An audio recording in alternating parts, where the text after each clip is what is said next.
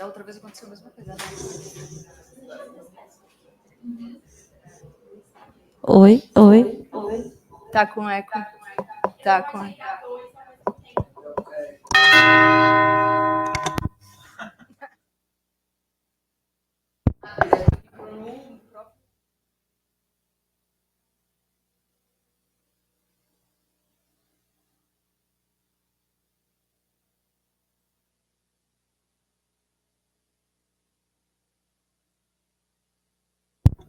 Testando.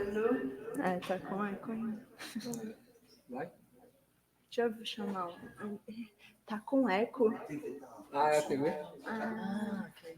Só com esse aparelho. Ai, meu Deus, muitas tecnologias. Ó, tá saindo o som aqui, tá vendo? Só me tirar o som aqui. Vê agora se tá saindo o som. Testando.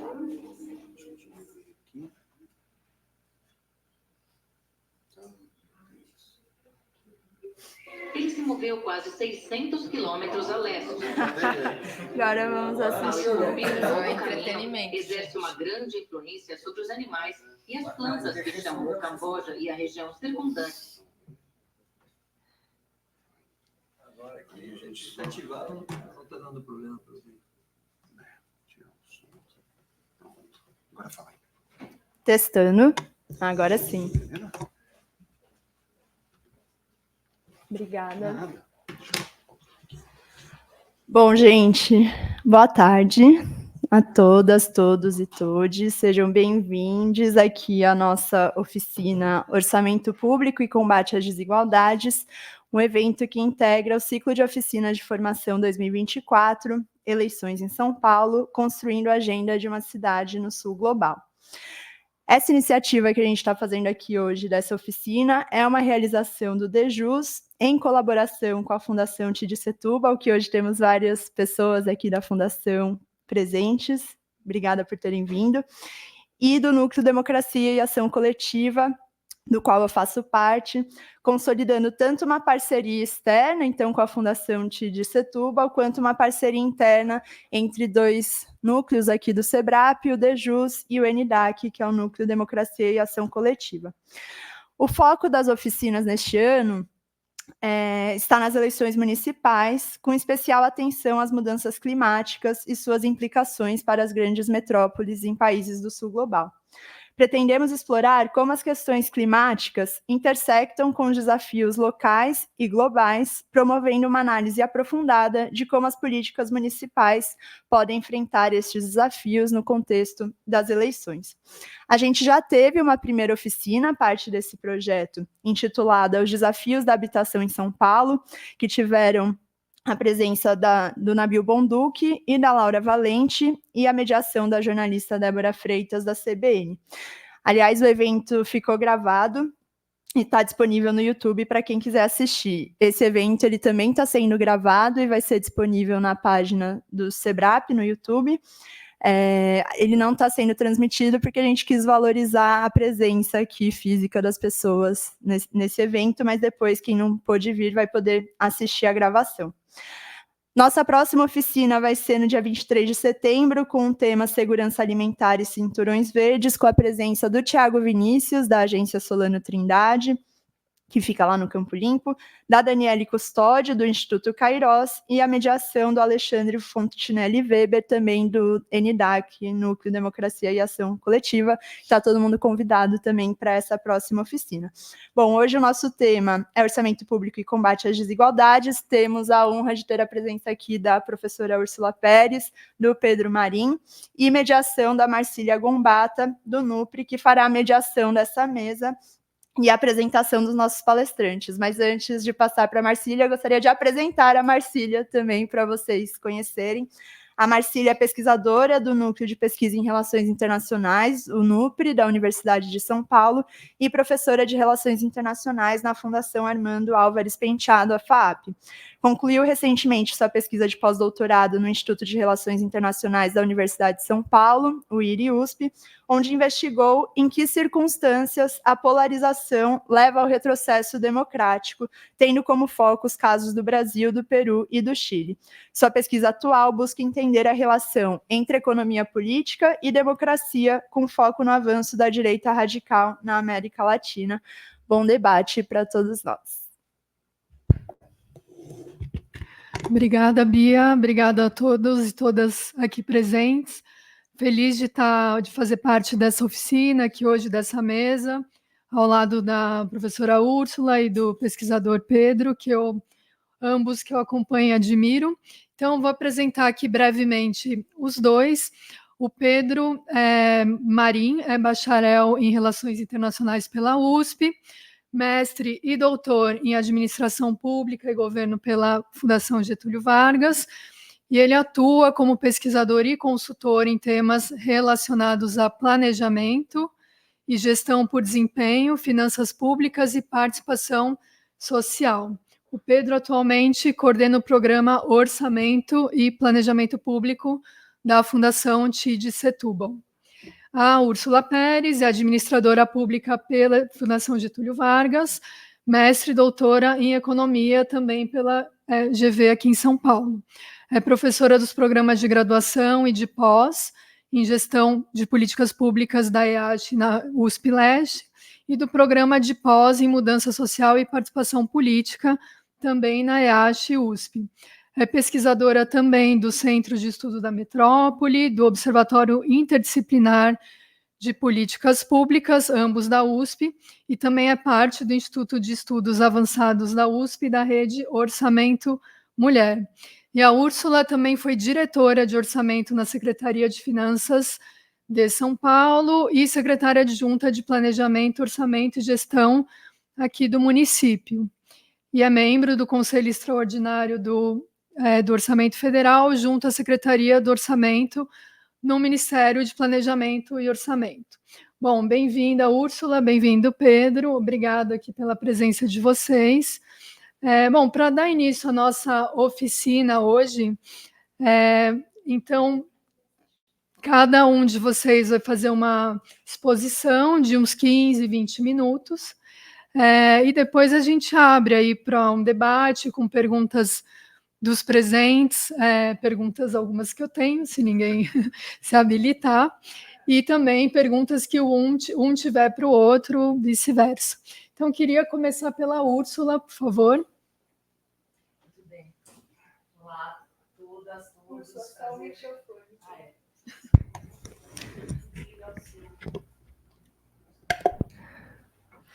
Bem, boa tarde ainda, né? Todas, todos. Prazer enorme estar aqui no SEBRAP, que eu considero aqui uma casa também, né, Adriano? Obrigada, Marcília, pela introdução. Queria agradecer o convite ao DEJUS, à Fundação TID Setúbal, ao INIDAC, que são todas organizações que eu admiro muito e com as quais tenho mantido bastante diálogo nessa temática de orçamento e desigualdade. Eu trouxe aqui um recorte temático para a gente discutir de desigualdades orçamentárias que tangencia a questão, né, bastante discutida atualmente da desigualdade tributária. Então, como o orçamento público é desigual no ponto de vista da receita e como que a gente pode pensar no combate a essa desigualdade com mudanças na estrutura das despesas e, obviamente, também das receitas, mas um foco mais na questão da receita, pensando o município e pensando as estruturas que o município consegue lidar de receitas, né, na cidade de São Paulo, que é um trabalho de regionalização que a gente tem feito junto com a Fundação, junto com o Tribunal de Contas, e resolvi trazer aqui para vocês hoje. A gente vai falando tanto de orçamento que eu fico pensando o que eu vou falar, né, agora, eu vou ficar repetindo a mesma coisa, vamos tentar ver se a gente dialoga para entrar em questões que sejam propositivas e que a gente consiga tentar diálogo nesse debate eleitoral, né, que possivelmente possa avançar para um campo mais equânime da cidade de São Paulo. Então, trazendo aqui alguns dados que certamente vocês já viram, mas só reforçando a ideia de que a tributação no Brasil é uma tributação que tem uma carga, em termos de percentual do PIB, que não é a mais alta do mundo, como se costuma falar, né? Não é no país nórdico, não é uma Dinamarca, não é uma Suécia, mas é uma carga tributária razoável que está ali um pouquinho abaixo da média da OCDE. Acho que dá para vocês verem ali, né? Dá para enxergar ali a média da OCDE e o Brasil está aqui abaixo, em torno de 33%, a média é em torno de 35%. Então, é uma carga tributária razoável, e apesar de não ser a maior do mundo, ela tem um grande problema, que é o fato de que ela é muito incidente na tributação indireta, né? Então, essa é a grande questão, a principal questão da nossa tributação. A enorme incidência na tributação indireta, que tributa todo mundo, independente da sua renda, então é injusta, e a baixa incidência na tributação direta, que acaba permitindo a concentração de renda do topo mais rico da economia. Tá? Então, essa parte roxa mostra como o Brasil consegue tributar menos do que a maior parte dos países, inclusive da América Latina, em termos de renda, e como consegue tributar mais no que diz respeito à tributação indireta do que vários outros países. Essa tributação indireta gera esse incômodo e essa falação de que a gente tem a maior carga tributária do mundo. Em termos indiretos, é uma das maiores mesmo, né? Mas de forma geral não é. Então, essa tributação indireta ela é injusta, tributa todo mundo, e, para além disso, a gente tem uma desigualdade muito grande de rendimento, que daí vai também, né, ser complementado com a desigualdade tributária, uma desigualdade de rendimento quando a gente faz o recorte do rendimento considerando gênero e raça. Então, essa desigualdade, quando a gente pensa negros, não negros, mulheres e homens, mostra que, seja no trabalhador doméstico até empregador ou empregado do setor público, há distinções de renda, de salário, considerando gênero e raça. Então, para além do fato de que a tributação é regressiva para todos, ela vai ser ainda mais regressiva quando a gente considera esse recorte. E é um recorte pautado pela desigualdade estrutural do nosso país, considerando gênero e raça. Eita, aqui cortou meu gráfico, mas enfim, parece que ele é flat, mas esse aqui é o gráfico da tributação sobre a renda, que mostra que ela é uma curva em sino, né? Essa é a tese do Piketty, que a tributação desigual da renda, ela não é progressiva conforme aumenta a renda, ela volta e torna-se regressiva. Então, no Brasil, a tributação sobe mais ou menos até 20 salários mínimos, ali, ó, onde está aquele marrom, e depois ela volta a reduzir em termos de alíquota efetiva. Então, a gente tem uma alíquota máxima quando você está tributando classe média um pouco mais alta. Mas a alíquota dos mais ricos, ela consegue ser menor, né, do que pessoas que têm ali até 5 salários mínimos. Essa é uma tributação injusta que está relacionada ao fato de que a gente não tributa a renda do capital, a gente não tributa dividendo. E quando a pessoa não recebe salário, ela recebe dividendo via PJ, né, pessoa jurídica, ela não paga imposto sobre a renda. Então, esse gráfico, combinado ao tipo de rendimento do salário, que será tributado em 27,5% e mais a tributação indireta, e mais essa tributação aqui de patrimônio, isso aqui é um exemplo de como um outro tipo de tributação, que é a tributação do IPTU, né, dos imóveis urbanos, é desigual. Aqui é o caso de São Paulo, mas se vocês olharem Rio de Janeiro, se vocês olharem Porto Alegre, Belo Horizonte, você tem níveis de desigualdade parecidos também nesses municípios. 1% dos contribuintes acumulam patrimônio imobiliário de 42,5% na cidade. Então, isso mostra um nível de desigualdade patrimonial e um nível de desigualdade tributário. Por quê? Porque, a depender de como é este imóvel, parte desse contribuinte pode sequer pagar imposto. Se ele tiver uma miríade de imóveis pequenos, isentos, ele não paga imposto sobre nenhum, ainda que ele tenha 90 imóveis, 100 imóveis, 200 imóveis, 300 imóveis, porque a nossa regra ela está pautada em tributar imóveis em função do tamanho do padrão da região, e não em função do acúmulo de imóveis. Essa é uma discussão também de uma reforma tributária, que implicaria que, a partir do terceiro, do quarto imóvel, eu deveria pagar independente da metragem, né, ou do padrão. Então, eu estou acumulando imóveis deveria ter uma tributação diferente. Isso existe? Existe. Tem cidades em outros locais do mundo, na Itália e outros locais, que tributam a partir do segundo imóvel. Então, isso leva também a uma desigualdade tributária. Então, a gente tem desigualdade na tributação da renda, tem desigualdade na tributação do patrimônio e tem desigualdade na tributação do consumo. Esse gráfico mostra que o nosso principal imposto no país é aquela primeira curva ali em preto, é o ICMS. Se a gente somar toda a arrecadação de imposto de renda, de PIS, de COFINS, todas as contribuições federais, de IPTU, ISS, a primeira tributação brasileira é o ICMS. É onde a gente tem a maior arrecadação de recursos, que está nos estados e que tributa todo mundo da mesma forma. Então, ao focar no ICMS, isso nos gera um grande problema, porque tudo que a gente faz depende do ICMS. E a gente precisa aumentar o ICMS para poder ter recursos para fazer educação e saúde. Mas ao aumentar o ICMS, eu estou cobrando mais de quem menos tem e gerando mais desigualdade, ok? Não sei se dá para ver bem esse gráfico. Será que vocês não conseguem enxergar, né? Melhorou? Opa, o que eu fiz? Vocês estão vendo que aqui tem, nessa barra aqui, né, na primeira coluna, do primeiro ao 10º decil, então lá menor renda, aqui maior renda, homens e mulheres brancos, homens e mulheres negros, e ali na última coluna, total da carga tributária. Tá? Na primeira linha, então, no primeiro decil, a carga tributária total é 32%. No último, ou seja, a maior renda, a carga tributária é 21%. Então, no Brasil, quanto mais a gente aumenta a renda, menos imposto a gente paga, certo? Mas isso não é uma questão trivial e total, porque se eu olhar por gênero e raça, eu vou ver que a pessoa mais tributada nesse país são as mulheres negras, que é quem está lá majoritariamente no primeiro decil. Quem está lá, 35,59% são mulheres negras, tá? 13,19% são homens brancos. Então, a maior parte da população no primeiro decil é mulher negra, que é a mais tributada. E a maior parte da população no último decil, que é o de mais ricos, que paga menos imposto, são homens brancos.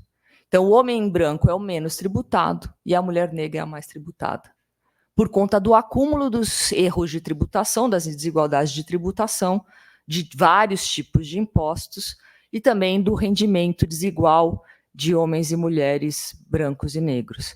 Então, esse é o retrato da nossa fonte de recurso para o orçamento público, seja na esfera municipal, na estadual e na federal, é uma tributação pautada pela indireta.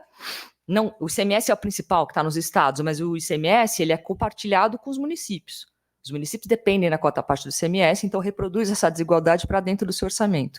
O IPTU municipal também é desigual. O ISS, de serviços municipal, é o mesmo nível de desigualdade do ICMS. E o imposto de renda, acabei de mostrar para vocês, é uma curva muito regressiva que os mais ricos quase não pagam. Então, esse acúmulo faz com que as nossas receitas sejam regressivas. Então, a gente começa o lado do orçamento sem considerar essa desigualdade. E aí, o que a gente tem que fazer? A gente precisa ter duas ações muito importantes. Uma, reformas tributárias que mexam na desigualdade dessa tributação, tanto da indireta quanto da direta. Vocês estão vendo, né, essa movimentação da primeira parte da indireta, a dificuldade que está no Congresso. E a segunda parte, que é a mais importante, que a tributação da renda não chegou, mas a gente precisa atuar nisso. E, para além disso, os estados e municípios também têm que fazer a sua reforma, seja no IPTU, seja no IPVA, todos os outros impostos, que permitam, inclusive, uma discriminação positiva, como está sendo proposta na reforma tributária indireta, que é, eu tributo todo mundo com uma alíquota única, mas o primeiro decil de renda eu faço cashback. Eu tributo essa pessoa, mas eu devolvo. É melhor do que não tributar alguém, porque aí você vai criando brechas, né, de grupos. Tributo todo mundo, mas determinado nível de renda eu anulo, devolvendo o recurso para essa pessoa com cashback. Isso é uma discriminação positiva necessária num país desigual como o nosso. Então, do ponto de vista da reforma da parte da receita, a gente tem que insistir em reformas tributárias mais equânimes e discriminação positiva. E no ponto de vista da despesa, a gente tem que tentar ajustar a oferta, né, a alocação de recursos de forma mais progressiva, justamente atingindo aquelas pessoas que têm menor renda e que têm maior necessidade. Então, a despesa orçamentária precisa ser progressiva. Não basta ser progressiva se eu continuar sendo regressiva na receita, que é o que a gente tem feito nos últimos anos. Mas as duas coisas precisam se acumular e trabalhar também com uma discriminação positiva. Aí, nesse sentido, já falei um monte, né? Ok. Nesse sentido, na parte da despesa, a questão importante é tentar, que eu venho trazer aqui para vocês, em vez de falar de funções, de temas, né, e classificação, vou deixar essa parte que o Pedro vai falar, a ideia é pensar que os orçamentos hoje são muito difíceis de ser compreendidos pela maior parte da população, e mesmo dentro do poder público, considerando as diversas áreas, tem uma compreensão do nível de desigualdade dentre órgãos e dentre funções. Então, mudar a forma como a gente planeja o orçamento, de como a gente visualiza o gasto, é uma oportunidade da gente reduzir desigualdade. Se eu conseguir, em vez de trabalhar o orçamento de forma global e centralizada, conseguir olhar o orçamento no território, eu consigo fazer um cruzamento de informação de cada território com a quantidade de pessoas que estão no território e de quem são essas pessoas, o seu nível de renda, o seu nível de necessidade. Para isso, eu preciso regionalizar esse orçamento, que hoje é muito centralizado. Então, regionalizar informações orçamentárias tem uma série de consequências e possibilidades. Permite aumentar a participação, porque você tentar conduzir um grupo de pessoas, mesmo um conselho, para discutir 111 bilhões de reais é algo muito difícil, né? Vários de vocês já participaram dessa discussão e é algo absolutamente abstrato. Discutir 1 bilhão é abstrato, 111 é mais abstrato ainda. Mas você discutir nos distritos e nos bairros as possibilidades alocativas entre uma UBS, uma UPA, uma creche ou uma EMEI, é possível. Porque isso concretiza o orçamento e torna real a possibilidade alocativa. Então, eu aumento a possibilidade de participar no território se o orçamento estiver no território, né? E eu vou lá tentar controlar o orçamento do meu território. Com isso, eu consigo mais facilmente inverter prioridade, porque eu consigo olhar no território, cruzando o mapa de desigualdade e o mapa de oferta, eu consigo entender aonde precisa de equipamento e onde já tem. Né? É diferente do que eu ter uma dotação, construção de creches, num volume de 20 bilhões que eu não sei aonde vai, e se aquilo é necessário, do que pensar que eu vou construir creches na Zona Sul e na Zona Leste, em locais onde não tem. Okay? Permite também um planejamento estratégico situacional, muito mais fácil, porque eu estou trabalhando com o território e trabalhando com indicadores de oferta da necessidade de cada habitante daquele território. Então, eu consigo controlar tanto o nível de desigualdade inicial, quanto eu consigo controlar o resultado a partir do controle das pessoas que estão ali no território, sentindo o efeito de implementação daquela política, das metas que estão sendo colocadas. É muito mais fácil do que tentar fazer isso de forma agregada por órgão. Né? Identificação do público-alvo, já comentei. Se eu tenho informação em cada distrito, eu sei quem são as pessoas que moram no distrito. Né? A alocação de recursos, então, vai se dar por redução de desigualdade, criando uma matriz de prioridade. É mais fácil controlar o resultado, porque eu tenho o foco de controle a partir de cada território. E, inclusive, eu consigo montar, né, esse é o sonho idílico, centro de custos. Porque aí eu consigo saber a informação de cada escola naquele território, de quais são os usuários, de quantas são as pessoas que trabalham em cada escola, consigo agregar toda a alocação de recurso por território e eu consigo comparar. Então, eu consigo entender custos reais, que é completamente diferente do que eu pegar uma dotação de 20 bilhões e dividir pelo número de escolas. Não é verdade, isso está considerando um custo médio, que a gente sabe que não é real em São Paulo. O custo de uma escola na Vila Mariana nunca vai ser igual ao custo de uma escola no Sapopemba. Né?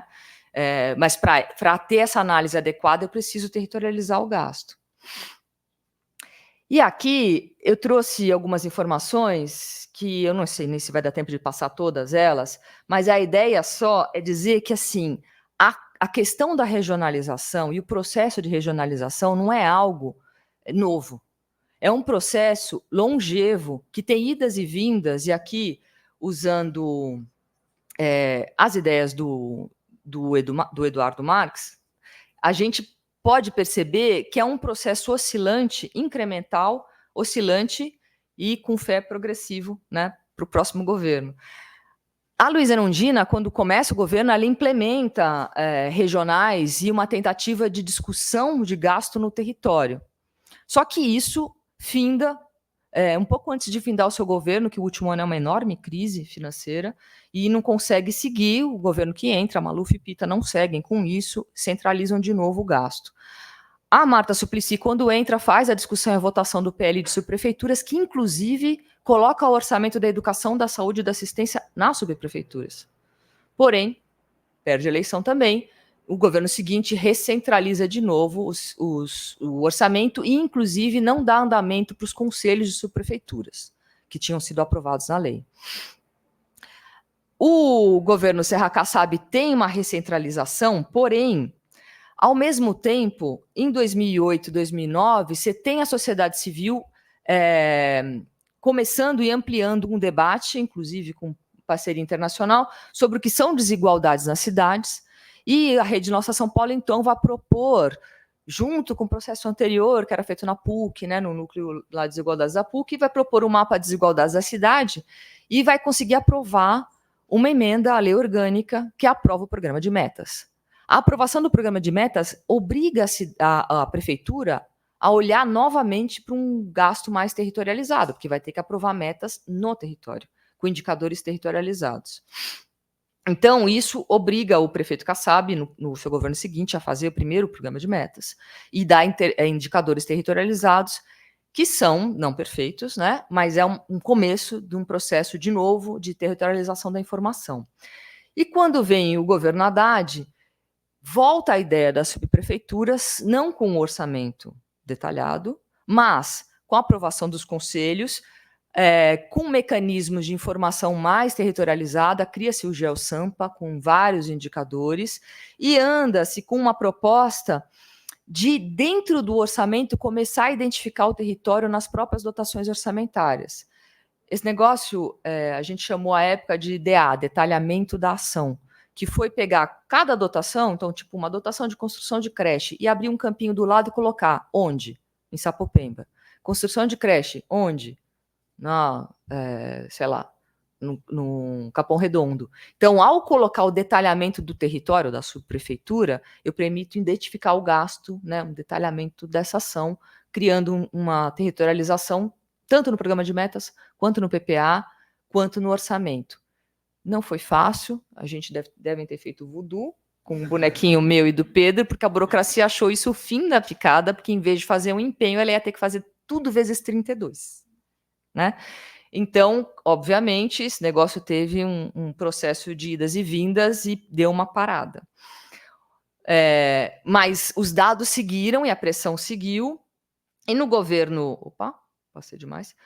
No governo seguinte, no Dória, o que eles fazem? Eles, e Ricardo Nunes, em vez de deixar o DA na hora de empenhar, eles colocaram para uma etapa para frente. Não sei se todo mundo sabe que a despesa tem várias etapas. Primeiro eu tenho que aprovar no orçamento, depois eu tenho que fazer uma licitação, aí eu vou empenhar um contrato, depois quando entrega, eu vou verificar essa despesa, que é a liquidação até pagar. Então, em vez de fazer na hora do contrato o empenho, deixou para fazer na hora de verificação, na liquidação. Isso deu uma facilitada para a burocracia, o pessoal começou a empenhar mais. Mas ainda assim, caminhando a passos lentos, no atual governo, há 3 anos, com uma incidência forte da Fundação de Setúbal, do Tribunal de Contas, né, que criou um observatório, e sociedade civil e as universidades, a USP participando, propôs-se um processo maior de regionalização, inclusive uma premiação para os órgãos que regionalizassem mais. A premiação quem paga é a TID. Okay. E aí, esse processo de regionalização andou mais, e inclusive ele foi para dentro da lei de diretrizes orçamentárias, e aqui para o para o decreto de execução orçamentária. Então, com isso, gente, só para dizer, você vai usando instrumentos técnicos, mas que também são políticos, para ir andando com esse processo que hoje está muito mais avançado, a gente consegue ver essa informação, 60% do orçamento regionalizado, mas ainda não é sistêmico. Então, o que falta para a gente, de fato, avançar e reduzir desigualdades?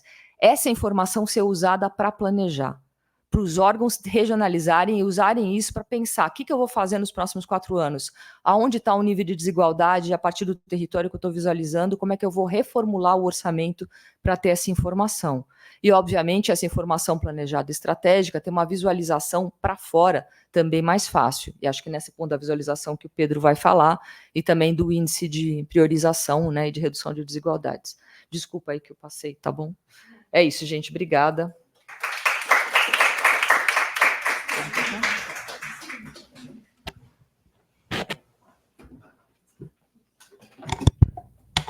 Obrigada, Úrsula. Agora a gente passa a palavra, então, para o Pedro. 15 a 20 minutos, tá? Obrigada. Tá certo. Vou só achar minha apresentação aqui. Ok. Bom, boa tarde a todas as pessoas presentes. Queria começar também agradecendo ao convite, né? É uma alegria grande estar aqui nesse processo de formação do DEJUS, contribuindo para a gente pensar, né, como a gente pode pensar uma cidade mais justa, né, nesse contexto de eleições municipais. Eu tinha feito um acordo com a Úrsula da gente dividir um pouco, né, a apresentação de hoje. Ela focou mais nessa parte da receita, do conflito distributivo na arrecadação, né, do sistema tributário, e eu falaria um pouco mais, né, de como o bolo, como a gente pode pensar numa divisão do bolo um pouco mais equitativa, né, orientada por critérios de combate às desigualdades. Como a gente sabe, né, acho que não vai ser novidade para ninguém, o orçamento ele é um instrumento que dá materialidade, né, ao conflito distributivo, né? É nesse instrumento que esses recursos que são arrecadados dessa maneira injusta, né, que a professora Úrsula colocou, como é que eles vão ser distribuídos, né? Que políticas que vão ser financiadas, que políticas que não vão ser financiadas, né? Que grupos da sociedade vão perder ou vão ganhar, né? As dotações do orçamento, a forma que as despesas estão colocadas aí no projeto de lei, na lei orçamentária que é aprovada, elas um pouco arbitram, né? Ou expressam essa decisão, né, do conflito distributivo, quem está ganhando, quem está perdendo.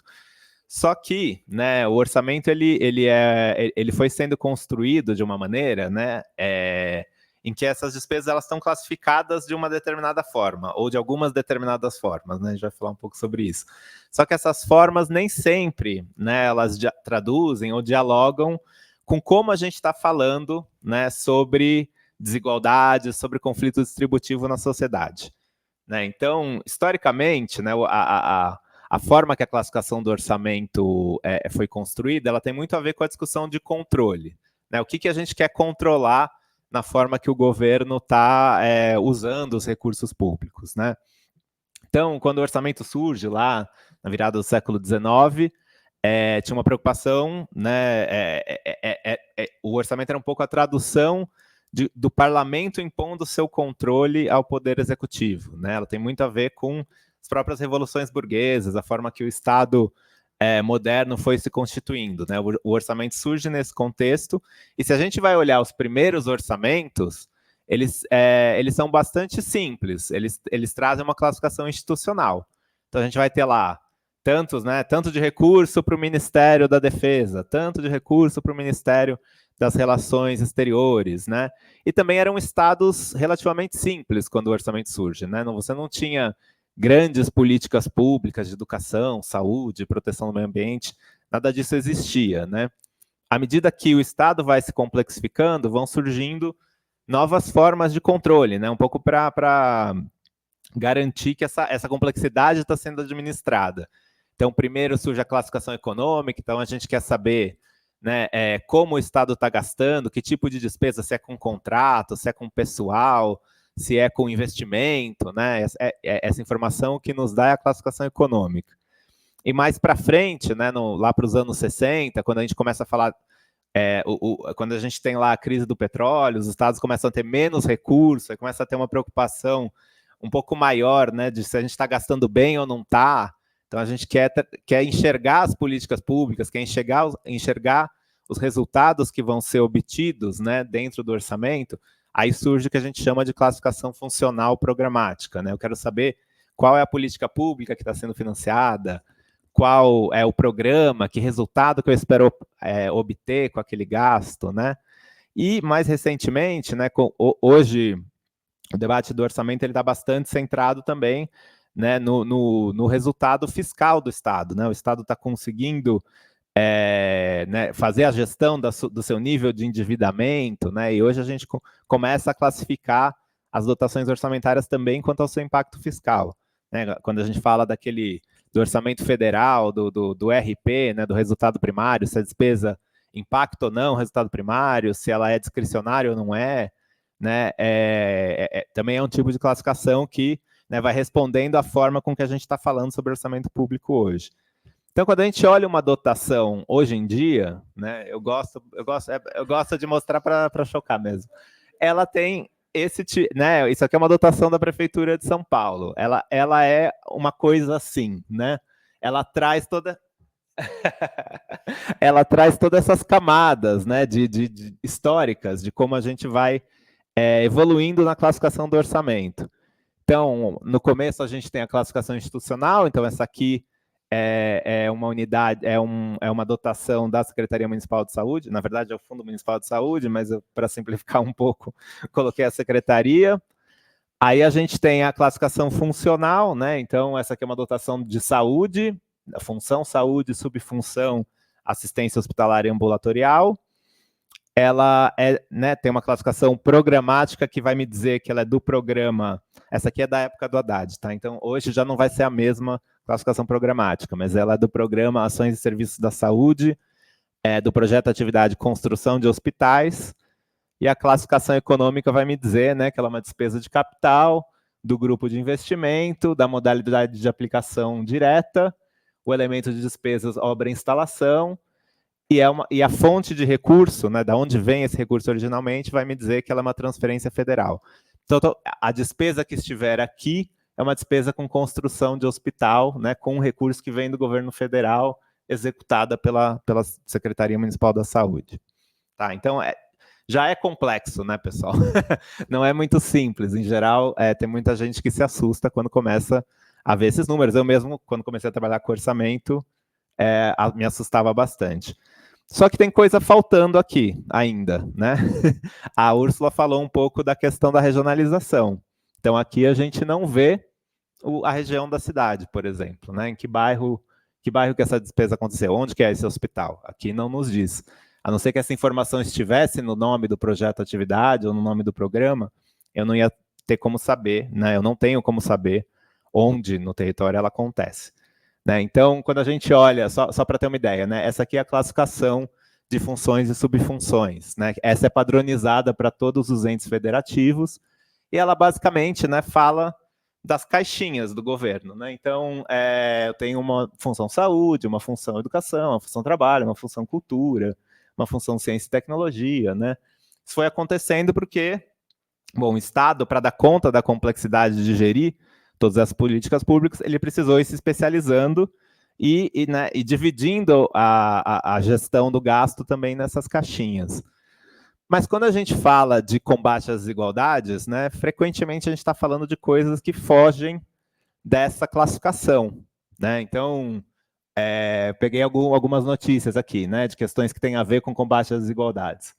Primeiro, né, a professora Úrsula falou do mapa da desigualdade. Né? Todo ano, quando a Rede Nossa São Paulo lança o mapa da desigualdade, esse é o dado que sempre mais choca. Né? Então, quem mora nos Jardins e quem mora no extremo norte de São Paulo tem uma diferença de 23 anos. Né? Quem mora em Anhanguera morre 23 anos antes de quem mora no Itaim Bibi. Né? Uma desigualdade de território. Né? Como é que você vai planejar? Se o seu orçamento não tem informação do território, como é que você enfrenta esse problema? Né? Como é que você aloca recursos para enfrentar esse problema? Né?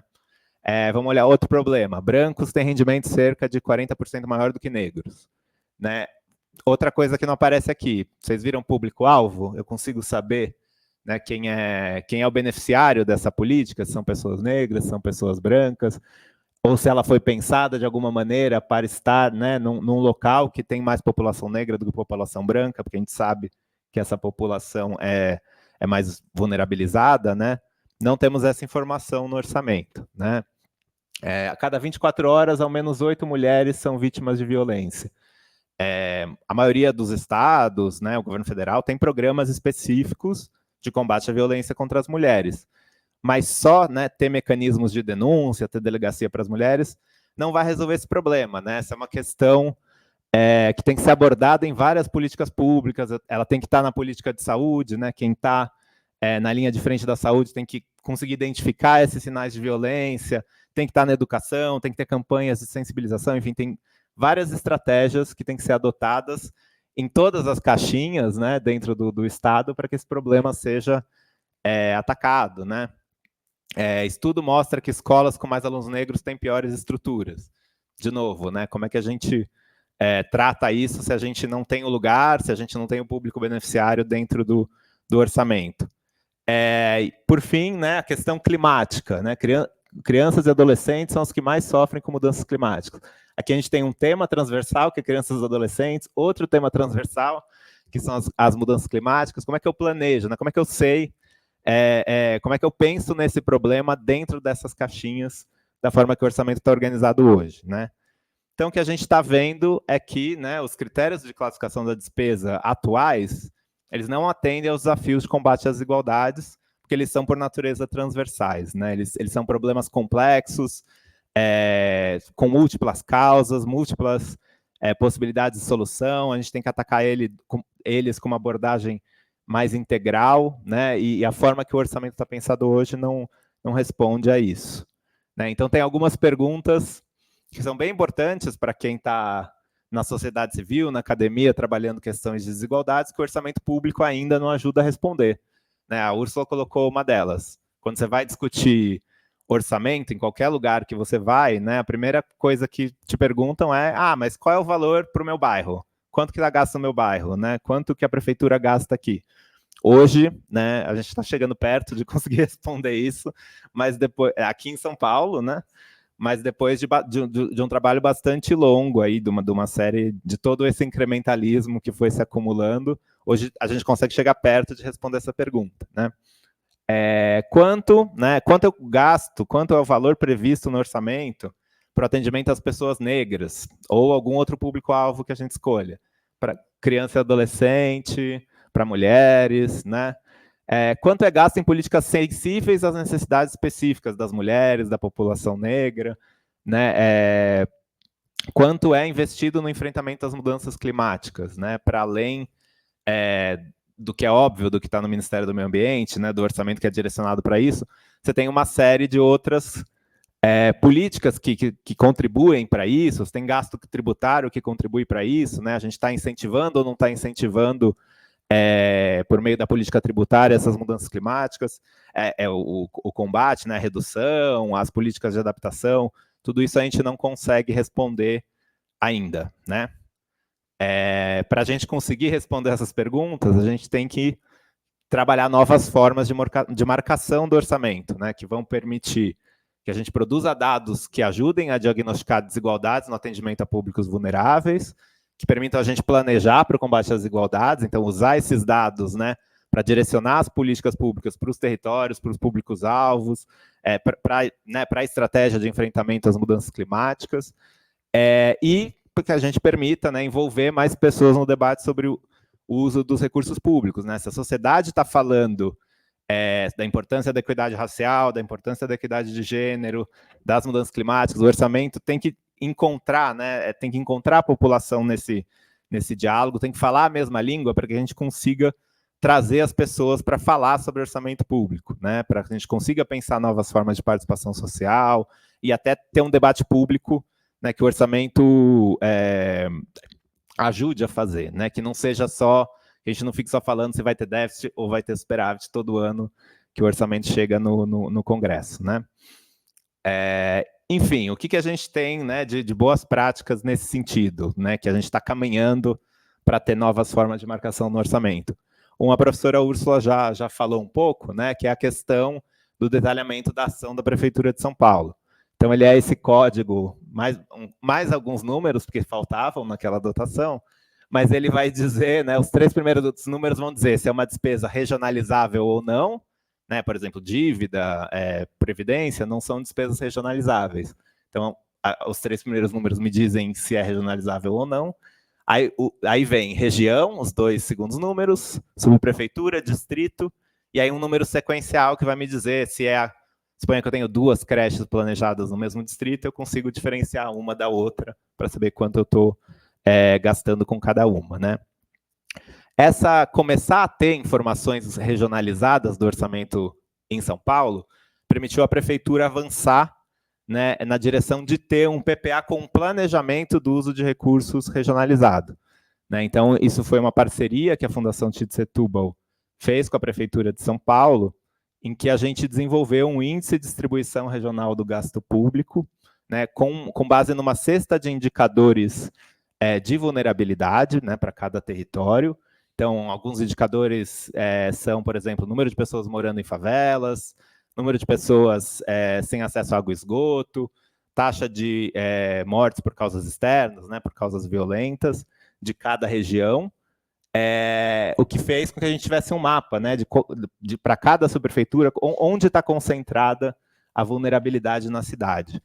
E aí uma parte do recurso de investimento da cidade, a Fundação defendia que fosse todo investimento, a prefeitura optou por começar com um piloto, né, de uma parte de pelo menos 5 bilhões ao longo de 4 anos, vai ser distribuída de acordo com esses critérios, né, direcionando mais recursos para as regiões mais vulneráveis.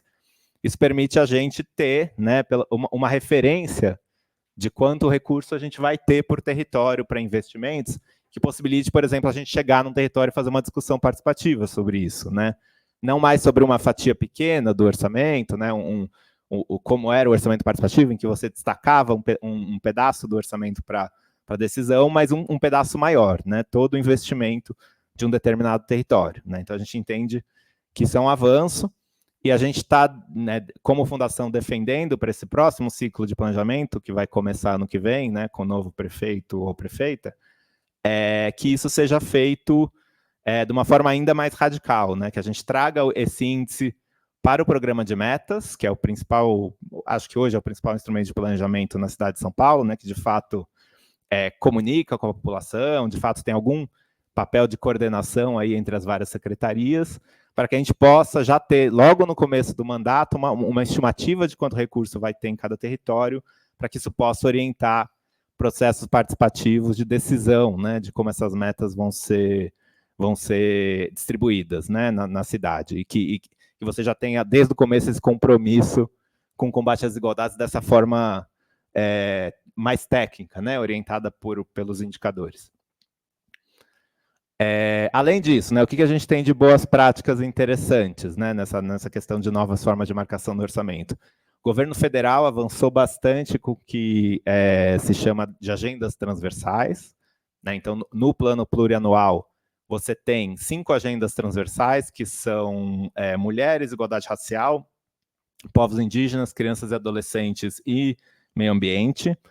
E dentro do PPA você tem a marcação de várias entregas, vários objetivos específicos, dentro, né, de todos os programas para contribuir para essa agenda, né? Então, isso quer dizer que a política para as mulheres não tem só um programa para as mulheres, que está falando de combate à violência. Você também tem, por exemplo, dentro do Ministério do Desenvolvimento Agrário, ações, né, para assistência técnica voltada para as mulheres, assistência técnica rural.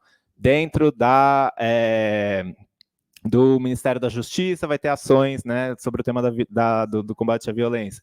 Dentro de cidades você vai ter, né, entregas específicas. Então você vai marcando, né, de forma transversal, dentro de todos os ministérios, né, das entregas de todos os ministérios, compromissos específicos com determinados públicos, né? E a ideia é que isso se desdobre, e está se desdobrando, embora ainda de forma preliminar, porque não é fácil fazer isso dentro daquela estrutura de classificação que eu mostrei, mas está se desdobrando numa possibilidade de acompanhamento de como essas entregas estão sendo financiadas.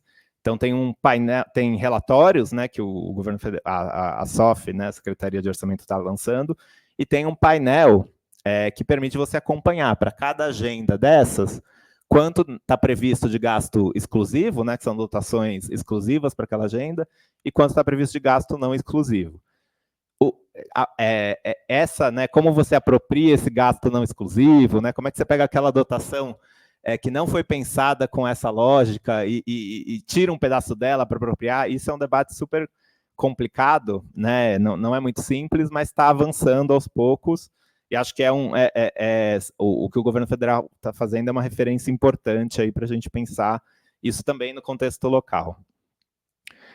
E aí, fazendo um pouco de merchan do trabalho que eu e a Bia temos feito, a Fundação Tite Setúbal tem feito, a gente tem também apoiado alguns estados, né, que estão interessados em avançar nessa discussão de transversalidade no orçamento.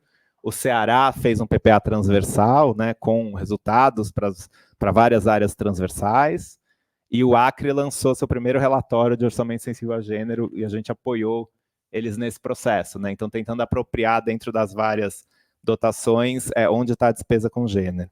Achei que eu tinha pouco para falar, tô falando um clássico, né? Sempre assim. Mas já estou no último. Bom, e aí, assim, só para fazer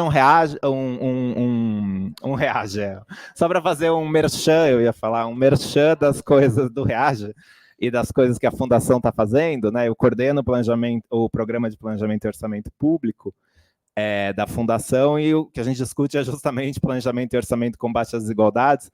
Então, eu estou deixando aqui algumas referências, né? A gente fez um guia de orçamentos sensíveis a gênero e raça, voltados para gestores estaduais e municipais. A gente fez um curso no YouTube, né? Canal em Frente no YouTube, está disponível o curso de orçamentos sensíveis a gênero e raça. São 5 episódios, a ideia é ser uma introdução a esse tema para quem estiver interessado. A gente tem um prêmio que premia artigos sobre esse tema, orçamento público combate às desigualdades, todo ano, né, em parceria com a Secor, com a BPN e com a REP. E a gente tem, né, toda a série de publicações do RAGSP, que é aqui a gente aqui inspirou, né, foi o que baseou a parceria da Fundação com a Prefeitura para pensar o índice de distribuição territorial do orçamento público, e devemos lançar em breve, acho que nos próximos 30 dias, né, Fê? Uma nova um pouco contando dessa nova proposta para o próximo ciclo que a gente está fazendo. E é isso. Muito obrigado.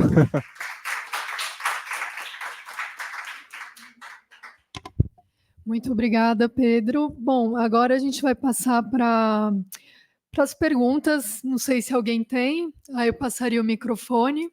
Se alguém da audiência aqui teria alguma inquietude, alguma pergunta. Sim, depois tenho eu, hein? Obrigada, Adri.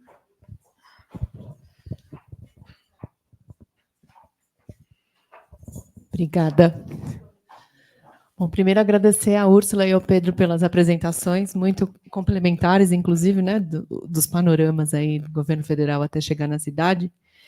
E pelo que eu estou entendendo das duas falas, vocês estão fazendo uma defesa não consolidada expressamente, mas é uma defesa de um orçamento participativo territorializado, né? E aí, lembrando aqui dos nossos estudos no grupo de estudos sobre cidades, o tanto que a gente conversava sobre a distribuição de poder na cidade, né?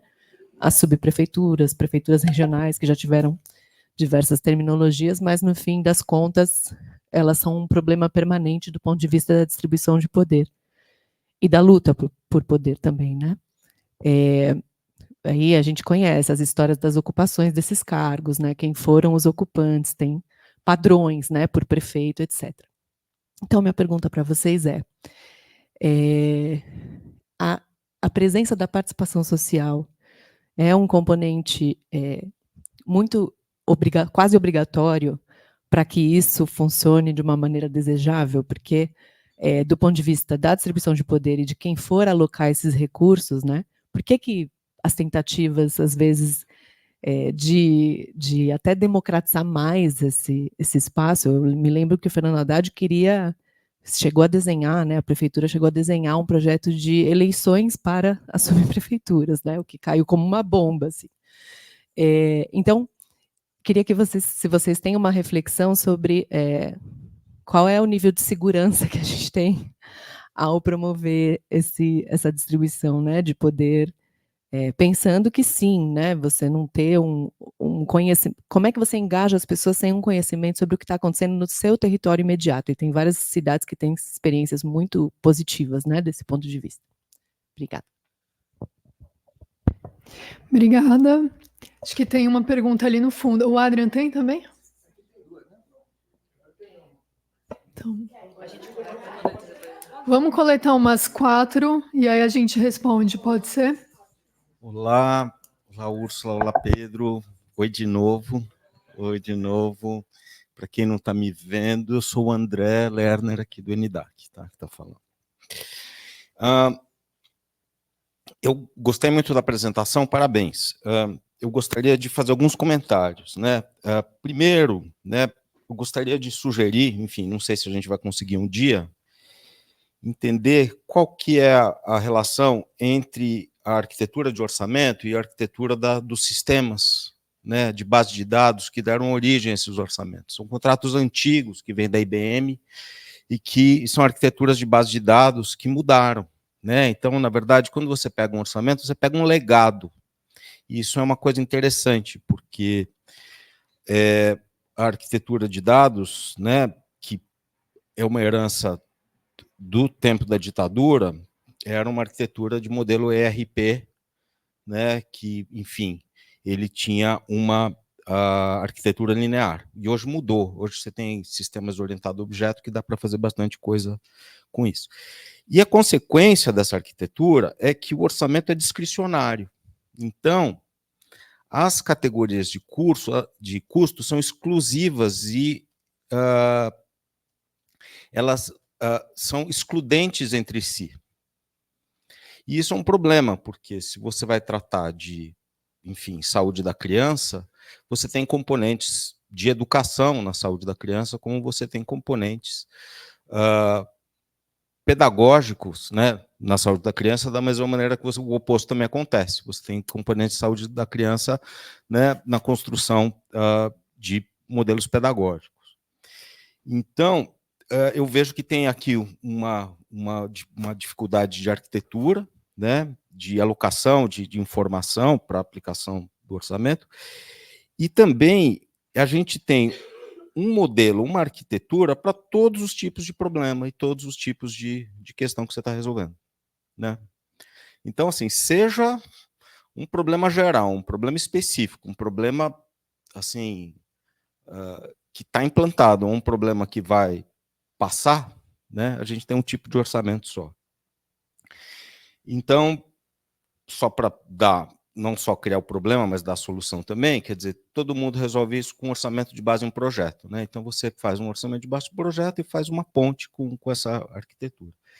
E aí que entra processos participativos, né? Como é que você, a partir de processos participativos, você pensa fazer orçamento de base em um projeto e fazer a ponte com esse orçamento mais estruturado.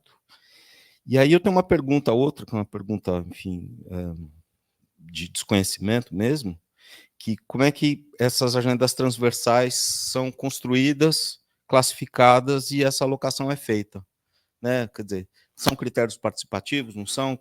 Quais são? Então é isso. Obrigado, parabéns. Espero que tudo isso que vocês estejam prevendo, que a gente consiga implementar, porque é muito legal. Parabéns.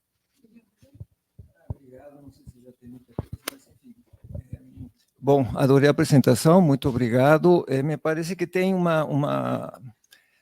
Gostaria de ouvir se vocês têm alguma ideia dos interesses que eventualmente podem suscitar a marcação do orçamento, que é uma coisa muito interessante, porque, de um lado, ela possibilitará a participação de atores sociais, que isso é fundamental. De outro lado, provavelmente, vocês abrirão a possibilidade de ler orçamento a um conjunto de atores que provavelmente tem muito mais capacidade de pressão do que os processos participativos. Então, a marcação me parece que é um avanço fundamental, porque do ponto de vista dos processos participativos, o que a gente costumava fazer era ou você faz consulta, e então as pessoas pedem demandas, e isso tem efeitos muito limitados, ou você dá um pedaço do orçamento, então se pede uma obra, o tipo OP, ou você coloca as pessoas para discutir e você precisa simplificar o mundo para elas, porque você precisa produzir uma espécie de diagnóstico, então você faz um mini público. No mini público você resume esse problema todo, e você faz um cenário, você faz uma alocação. Se tudo isso funcionasse muito bem, um cidadão médio poderia ler como que o orçamento está alocado no seu território e comparar com outros territórios e pedir e cobrar e votar. Isso teria efeitos maravilhosos. Mas ele não é o único ator. Então, eu gostaria de ouvi-los a respeito de que outras pressões poderiam exercer efeito sobre a orientação do orçamento e talvez pressões que sejam bem interessantes do ponto de vista de produzir distribuição, porque o cidadão não é o único interessado em produzir distribuição territorial.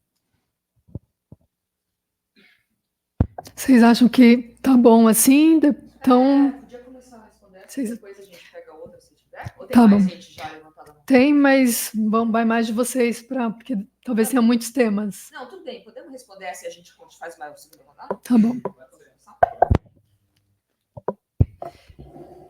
Bem, obrigada pelas perguntas. Carol, sua pergunta é importante para organizar uma coisa, acho que não ficou clara nem na minha fala, nem da do Pedro. A ideia da territorialização, da regionalização, não é colocar o orçamento nas subprefeituras. Não é isso.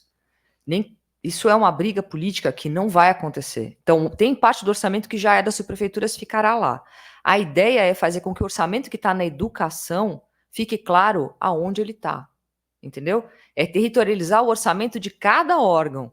Em vez de estar tudo concentrado no gabinete do secretário de SME, eu saber quanto daquilo é de cada DRE, de cada Diretoria Regional de Ensino, e dentro de cada DRE, de quanto é de cada subprefeitura e quanto distrito.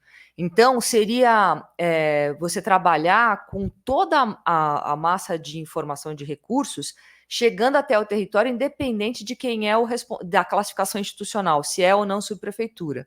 Então, se a educação vai continuar agindo na educação, ela pelo menos vai dizer no território aonde que ela coloca o recurso da merenda. Quanto da merenda ela põe em cada parte. E, de fato, sim, ao colocar essas informações, você gera uma discussão ao mostrar que não é equânime. Ou que tem discrepância. Ou talvez seja equânime, a gente suspeita que não. Enfim, é interessante porque assim, tem um dado, assim, um spoiler, um dado de salários que a gente viu que eu era crente que os salários estariam super concentrados só na região central, e a gente viu que ao longo dos últimos anos, com a abertura desse dado, que você tem um espraiamento nas subprefeituras, né, da ponta da leste e da sul. Então, não é tão desigual quanto a gente imaginava. Tem níveis de desigualdade, mas é menos desigual a questão dos salários em educação do que eu pensava, por exemplo. Então, ao abrir o dado, revelou-se uma coisa interessante, que é diferente do que a gente imaginava, né? Não sei se você quer complementar essa, e a gente vai indo uma a uma? Não, em geral surge essa confusão, né, quando a gente explica, mas é isso, a ideia não é dar este orçamento para, né, um subprefeito decidir, né? É você ter essa organização do que está sendo planejado e do que está sendo executado por subprefeitura, para daí, né, novos atores poderem decidir. Então, a gente tem defendido que seja essa discussão, por exemplo, né, a partir do momento que você tem, pelo índice, um valor previsto para a subprefeitura no PPA em 4 anos, a nossa ideia é que você traga a população para discutir, né? A gente fez um teste, acho que o Adrian conhece, dos mini-públicos. A gente usou mini-públicos para tentar definir como é que você poderia fazer, né? Era um pouco para testar esse modelo, se seria... se você simplificasse e organizasse os processos decisórios, você conseguiria trazer o cidadão comum. A gente chegou à conclusão que funciona. Mas esse é um método. Você poderia, né, ter essa decisão pelos conselhos de participativos municipais que existem hoje, né? Você poderia ter, talvez, uma discussão pelos próprios conselhos de política pública pensando como isso vai ser feito, né? Mas o que você teria, que acho que a prefeitura nunca teve, é um plano de ação por subprefeitura, né? Hoje não você tem o plano setorial, né, que o plano diretor obriga, mas ele não tem um vínculo com o orçamento, por exemplo, né? Ele não tem uma meta do quanto de cada política, né? O que vai ser implantado na sua prefeitura. Então, você poderia ter um instrumento, de fato, de planejamento, como tem o programa de metas para a cidade, ter um instrumento no nível da subprefeitura. Agora, ninguém é ingênuo, nem tudo são flores. Isso é extremamente difícil. E a principal dificuldade, na nossa opinião, não é nem externa no primeiro momento, é interna. Porque fazer isso significa você dizer para toda a burocracia interna que está acostumada a fazer compra centralizada, que ela vai ter que pensar como ela compra, como ela se licita, pensando o território e abrir essa despesa, que não é qualquer despesa. A educação até parece relativamente fácil, mas pensa em você descentralizar o gasto do subsídio à tarifa, que você sabe bem quão complexo é isso. Significa dizer, ou a coleta e varrição, que duas concessionárias, né, um duopólio, administram um contrato de quase 4 bilhões que incide na cidade onde? Não é igual. A tarifa, o subsídio da tarifa também não é igual. Para isso, essa é uma das áreas que a gente tem tido mais resistência, porque significa pensar como é que as linhas estão sendo administradas, quantas pessoas entram em cada linha para dizer como é que o subsídio está sendo atribuído a cada pedaço da cidade. E isso, abrir essa informação, é uma disputa política intensa, porque aí eu vou pensar, bem, então eu arrecado recurso de forma regressiva e na hora de eu distribuir também é regressivo? Mesmo numa área de consumo que deveria ter ali para todos, é regressivo. Se a gente abrir essas áreas, a gente vai ver que é, porque a varrição da cidade não é igual no centro expandido e na periferia, e tampouco a coleta. Né? Então, tem uma questão que é externa de pressão, mas internamente você tem que convencer a burocracia que vale a pena abrir isso, porque isso vai ajudar a planejar melhor. Mas é óbvio que não é só técnico, isso é enfrentamento político de contratos oligopolizados com interesses importantes do capital do urbano. Então, é possível, já entrando na resposta do André, o orçamento é um cubo. Já é um cubo, porque você tem aqui classificação institucional, classificação funcional, programática e econômica. Eu posso ver cada uma delas isolada ou todas em conjunto, como o Pedro mostrou. Então, ele funciona como um cubo, que você consegue trabalhar recortes desse orçamento, é como se colocar mais um recorte nesse cubo e colocar público-alvo, por exemplo. Okay? Se você trabalhar com as ideias de BI hoje em dia, você consegue cruzar a informação que vem de mapa do território com a informação orçamentária. Dá para fazer isso. Né? Você sabe. Então, eu acho que hoje, 2024, a questão de TI é o menor dos problemas. Já foi um grande problema. Hoje é o menor dos problemas. O maior problema é o convencimento político de que faz sentido abrir e colocar o público-alvo no orçamento. Entendeu? Então, essa é uma discussão. Tem bases completamente distintas e que não batem, que vai ter que ajustar, mas que é possível fazer, porque você já começou o detalhamento da ação, é seguir no... Eu acho até que um dia a gente vai conseguir colocar CEP. Em vez de fazer todo aquele detalhamento que a gente está fazendo para distrito, dá para pôr o CEP, porque aí você vai direto naquele local. Né? Hoje a educação tem informação por CEP para merenda, e tem informação por CEP em algumas coisas de remédio na saúde. Exato. Se você conseguir fazer isso para tudo, você administra tudo. Agora, lembre, a gente está falando de São Paulo, tá, gente? Essa não é a realidade da maior parte das capitais. Belo Horizonte está fazendo, Fortaleza está fazendo, tem tentativas, acho que talvez em Curitiba, mas isso não é para todos os municípios, depende, né? Agora, São Paulo, se administrado centralizadamente, é um retrocesso. Uma cidade como a nossa não pode ser administrada de forma centralizada. E aí, Adriana, a sua pergunta ela é importante, eu acho que eu não sei a resposta. Porque na hora que abrir, evidentemente, você tem todo mundo visualizando e percebendo que as coisas são distintas e que poderiam ser mais ainda ou menos. Então, você vai trazer talvez mais gente para a discussão de orçamento, intrigada, né, e incomodada com a desigualdade. A única coisa que eu acho é que quem hoje tem muito interesse no orçamento já está por dentro da informação. Então, as empresas de ônibus, o duopólio das concessionárias de lixo, né, as OS da saúde, elas têm uma informação super privilegiada do que elas fazem, que a maior parte da população que está no controle externo não sabe. Então, ao abrir, pelo menos, você vai ter uma miríade maior de pessoas fazendo essa discussão, ok? E também, dentro da Câmara, você tem níveis de conhecimento dentro dos vereadores e dos grupos ali da região muito distintos. Alguns conhecem mais, outros menos. Eu acho que no que você conseguir abrir a informação, se aumenta a disputa. O conflito pode tender a aumentar, Mas aí vai depender de que governo está ali colocado e de governabilidade para tentar encaminhar esse conflito. Não sei se vai ser pior, né? Porque como é hoje já é muito ruim. A discussão que a gente está fazendo aqui, né, que dos volumes de investimentos que o Pedro falou, coloca-se o índice. O fato de colocar o índice não quer dizer que a prefeitura usa, né, gente? Então, ou usa o índice de investimento, mas dentro daquilo que ela decidiu que vai investir, que é recap. Ótimo, aí ela coloca na cidade, mas ela só está fazendo recatamento. Então, tem que fazer essa pressão externa mesmo. Não sei se a gente vai chegar a ter coletivos de participação em cada distrito, mas pelo menos se aumenta a possibilidade de ter informação para barganhar. Essa é a ideia.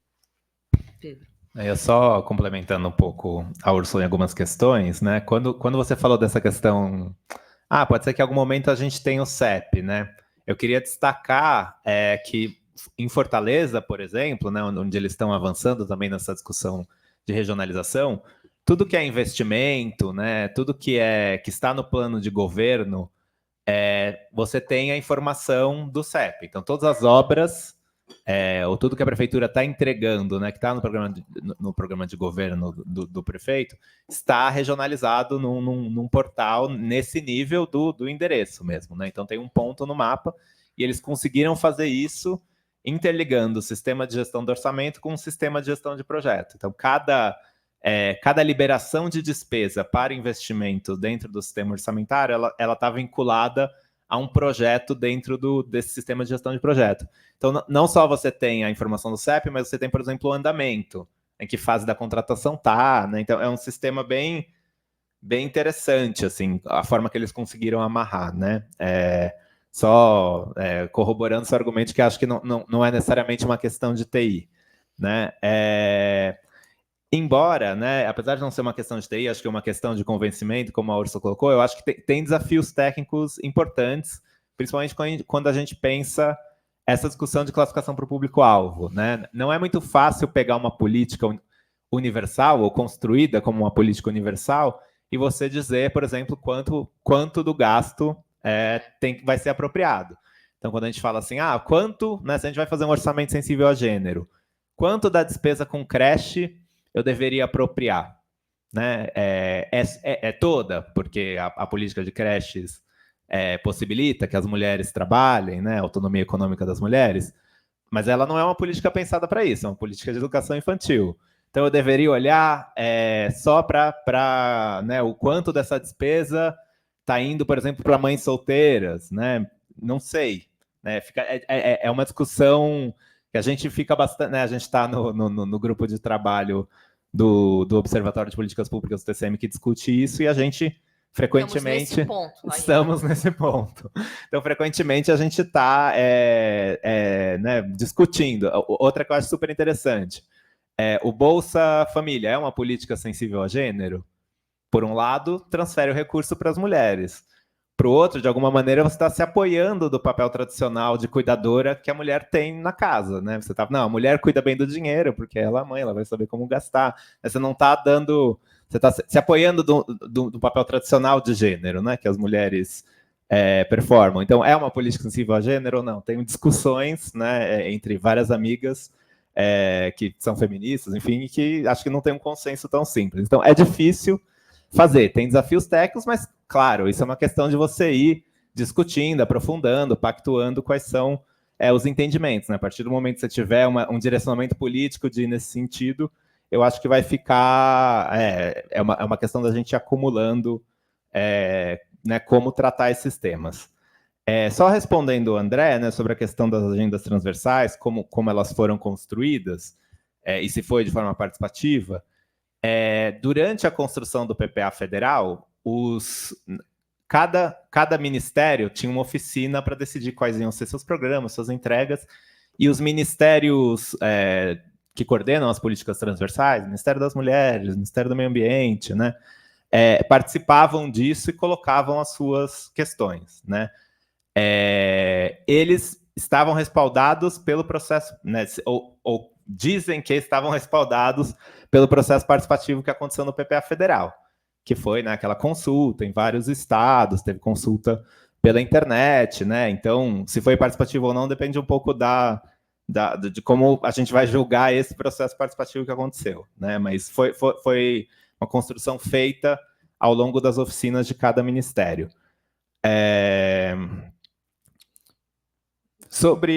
Reagindo também ao que o professor Adrian colocou, né, sobre que outros atores, o que acontece quando a gente abre essa informação, o que a gente tem visto como Fundação TID é que a partir do momento que a gente entrou nesse debate sobre orçamentos para públicos-alvos, né, principalmente gênero e raça, que é o que a gente discute, a gente começou a ser muito procurado por organizações do movimento negro que estão interessadas em entender mais, em saber, né, que querem entrar nesse debate sobre orçamento, e que, né, quando viram que a gente está discutindo isso, e a Fundação tem uma proximidade com algumas organizações, vieram, que falaram, não, a gente quer aprender, a gente até fez uma rodada de formação com algumas organizações dessas. Então, acho que, a partir do momento que a gente tiver essa tradução, né, via essa classificação de públicos-alvos, eu acho que convida mais gente, né, não só quem já domina o tema, porque tem toda a informação na mão já, né, acho que vai trazer mais gente para o debate.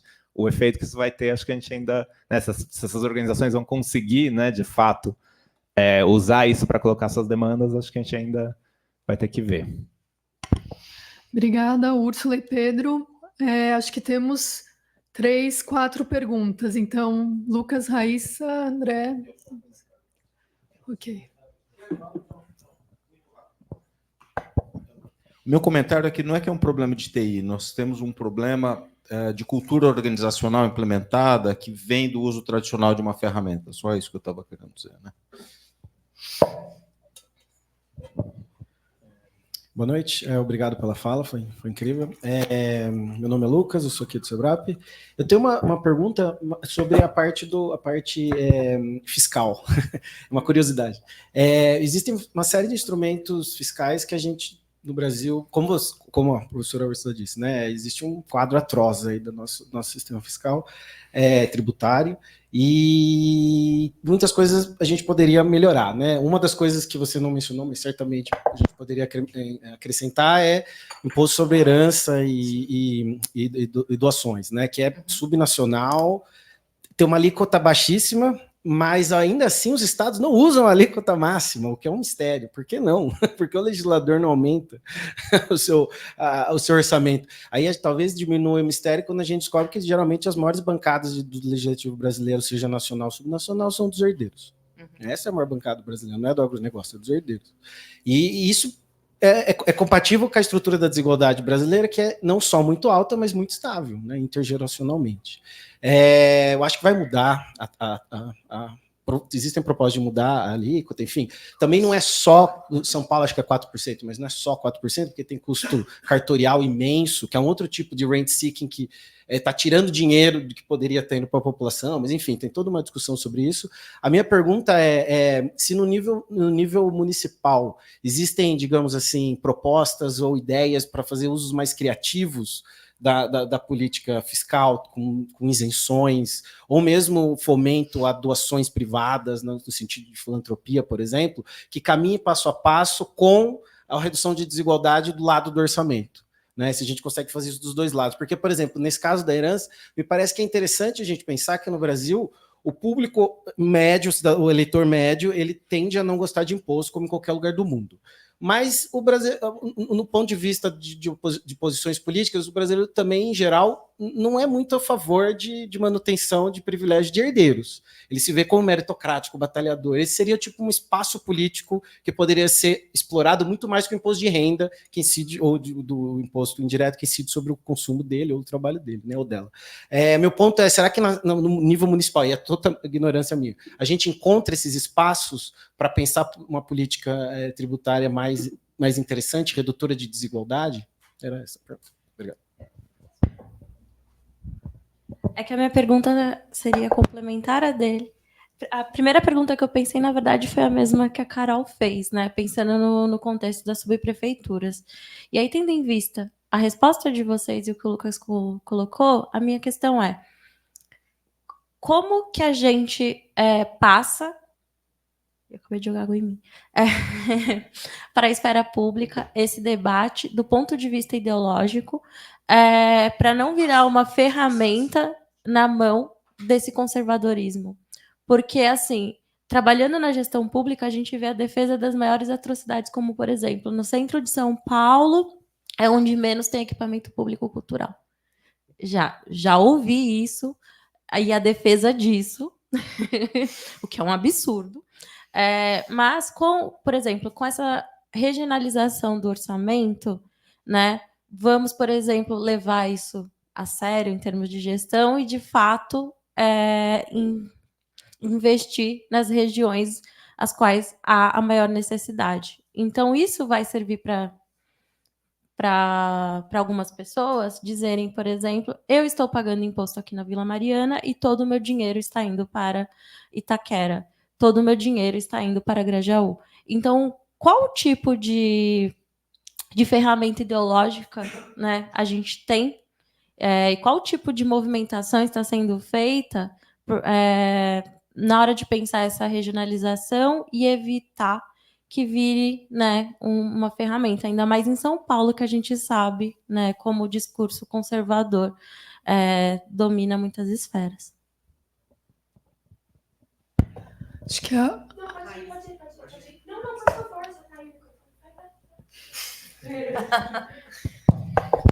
Álvaro, da Unifesp. Bom, obrigado pela apresentação e parabéns pelo trabalho, né, inovador e interessante. Eu queria trazer um ponto, né, que me ocorreu com relação, pensando assim, ó, a maneira de, então, reequilibrar, né, o orçamento pensando os tipos de despesa, né? Então, me parece mais simples, no sentido de ser mais manejável, né, quando a gente pensa despesas de capital, despesas de investimento, né? Mas quando a gente vai para o custeio e pensa, por exemplo, despesas obrigatórias de caráter continuado, né? Por exemplo, funcionalismo, que é enfim, uma das fatias mais expressivas, né? Que é uma despesa que está muito engessada, de certa maneira, né? Então tem aquele servidor que está lotado num equipamento público, num determinado fragmento do território, que concentra mais equipamentos, né? Como lidar com essa fatia?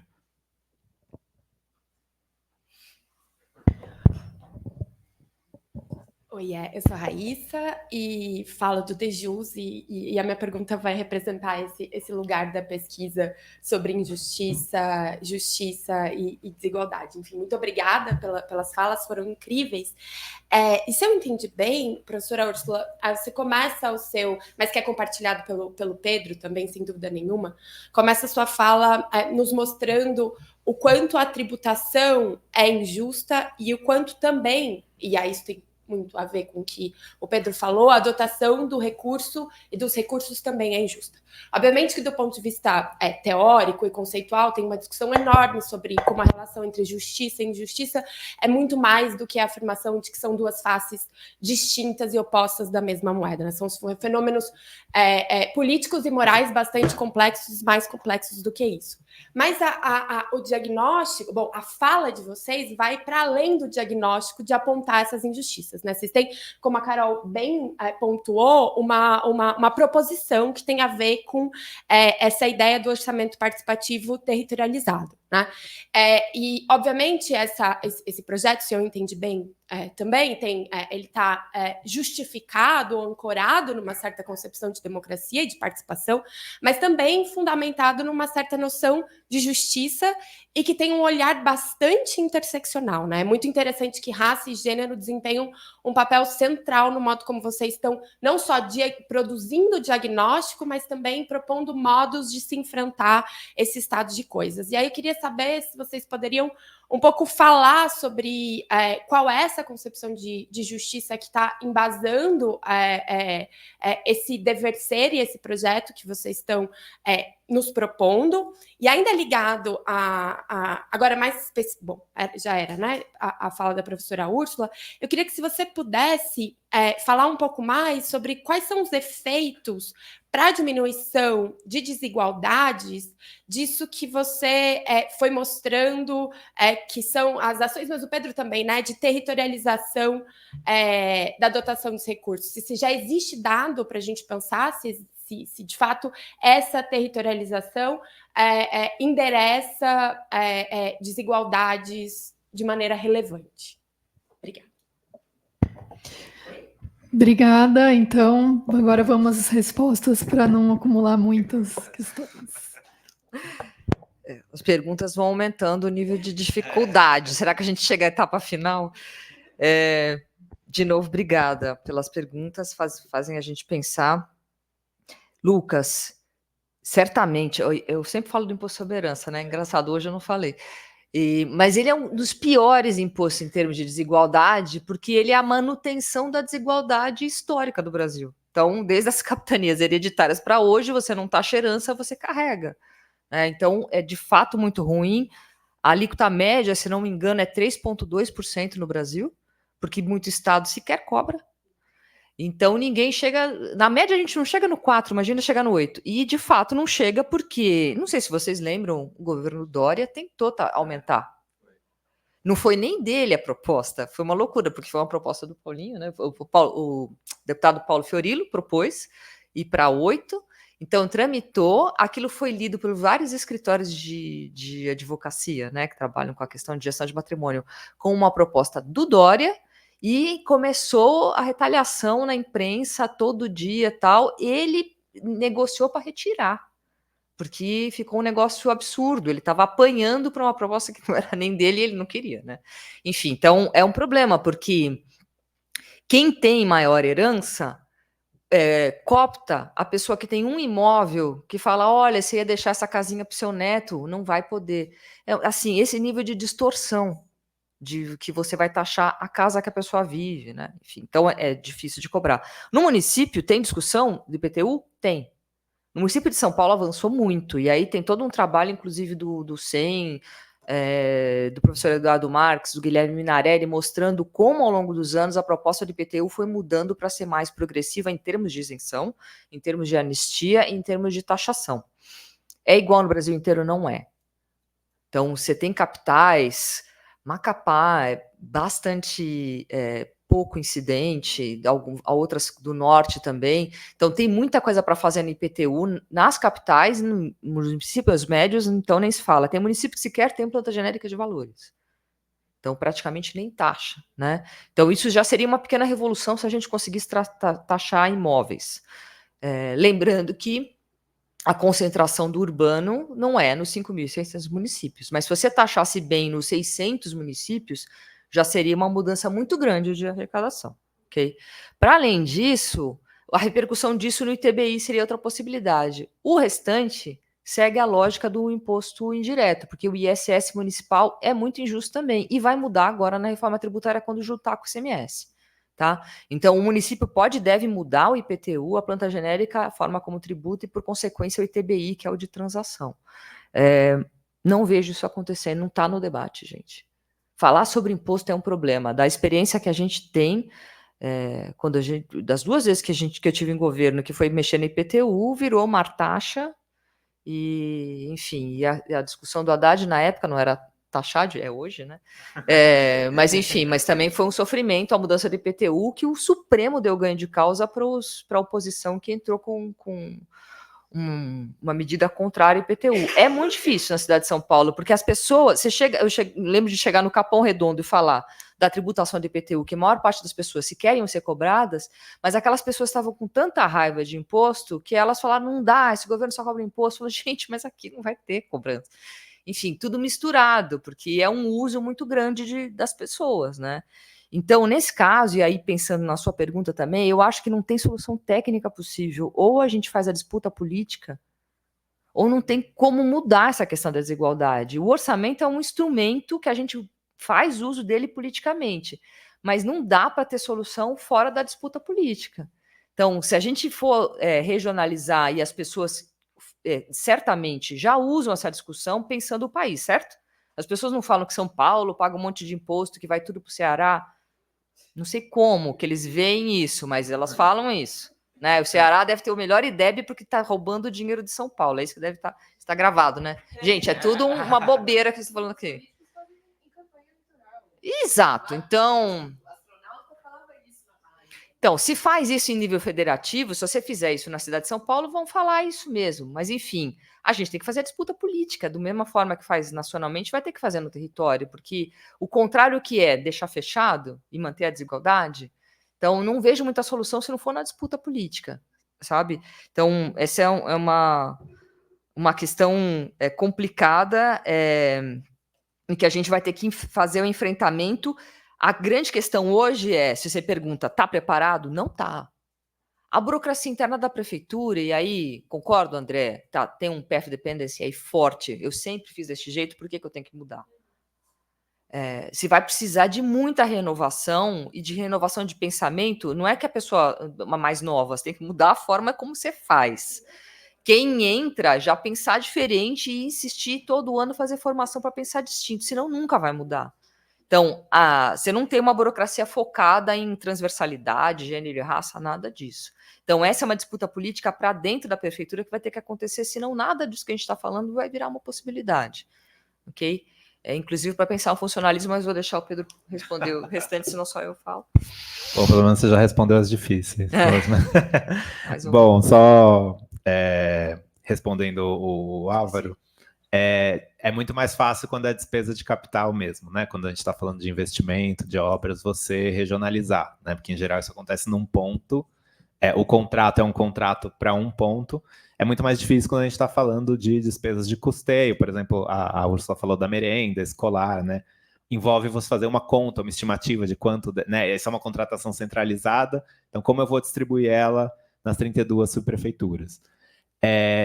De despesas de pessoal especificamente, é fácil fazer, porque você tem lá o sistema de gestão de pessoal da prefeitura, todo mundo tem uma lotação, todo mundo recebe um salário, você consegue ver, né, de forma muito fácil onde estão as pessoas, quais são os salários que elas recebem, mas tem uma resistência grande de fazer isso, assim, né? Então, até hoje, a gente teve um pesquisador que fez na GV, né? O Homero fez uma regionalização das despesas de pessoal da prefeitura, com base no cruzamento de dados do CIGEP e do SOF, mas a prefeitura mesmo não né, tá resistente a disponibilizar esses dados. E aí a usar, exatamente. Porque aí tem um discurso, né? Tem uma forma de ver que é a seguinte, né? Bom, quando você faz isso, obviamente, tem uma concentração grande no centro, que é onde estão os servidores de várias secretarias, da Secretaria da Fazenda, por exemplo, né? Que tem salários mais altos, né? Você vai ver uma concentração grande no centro. Eu falo, bom, mas as pessoas elas estão atendendo a cidade como um todo. Então, é difícil eu falar que essa despesa está concentrada no centro, né? Então, já tem essa preocupação de como o dado vai ser interpretado, né? Como ele vai ser usado.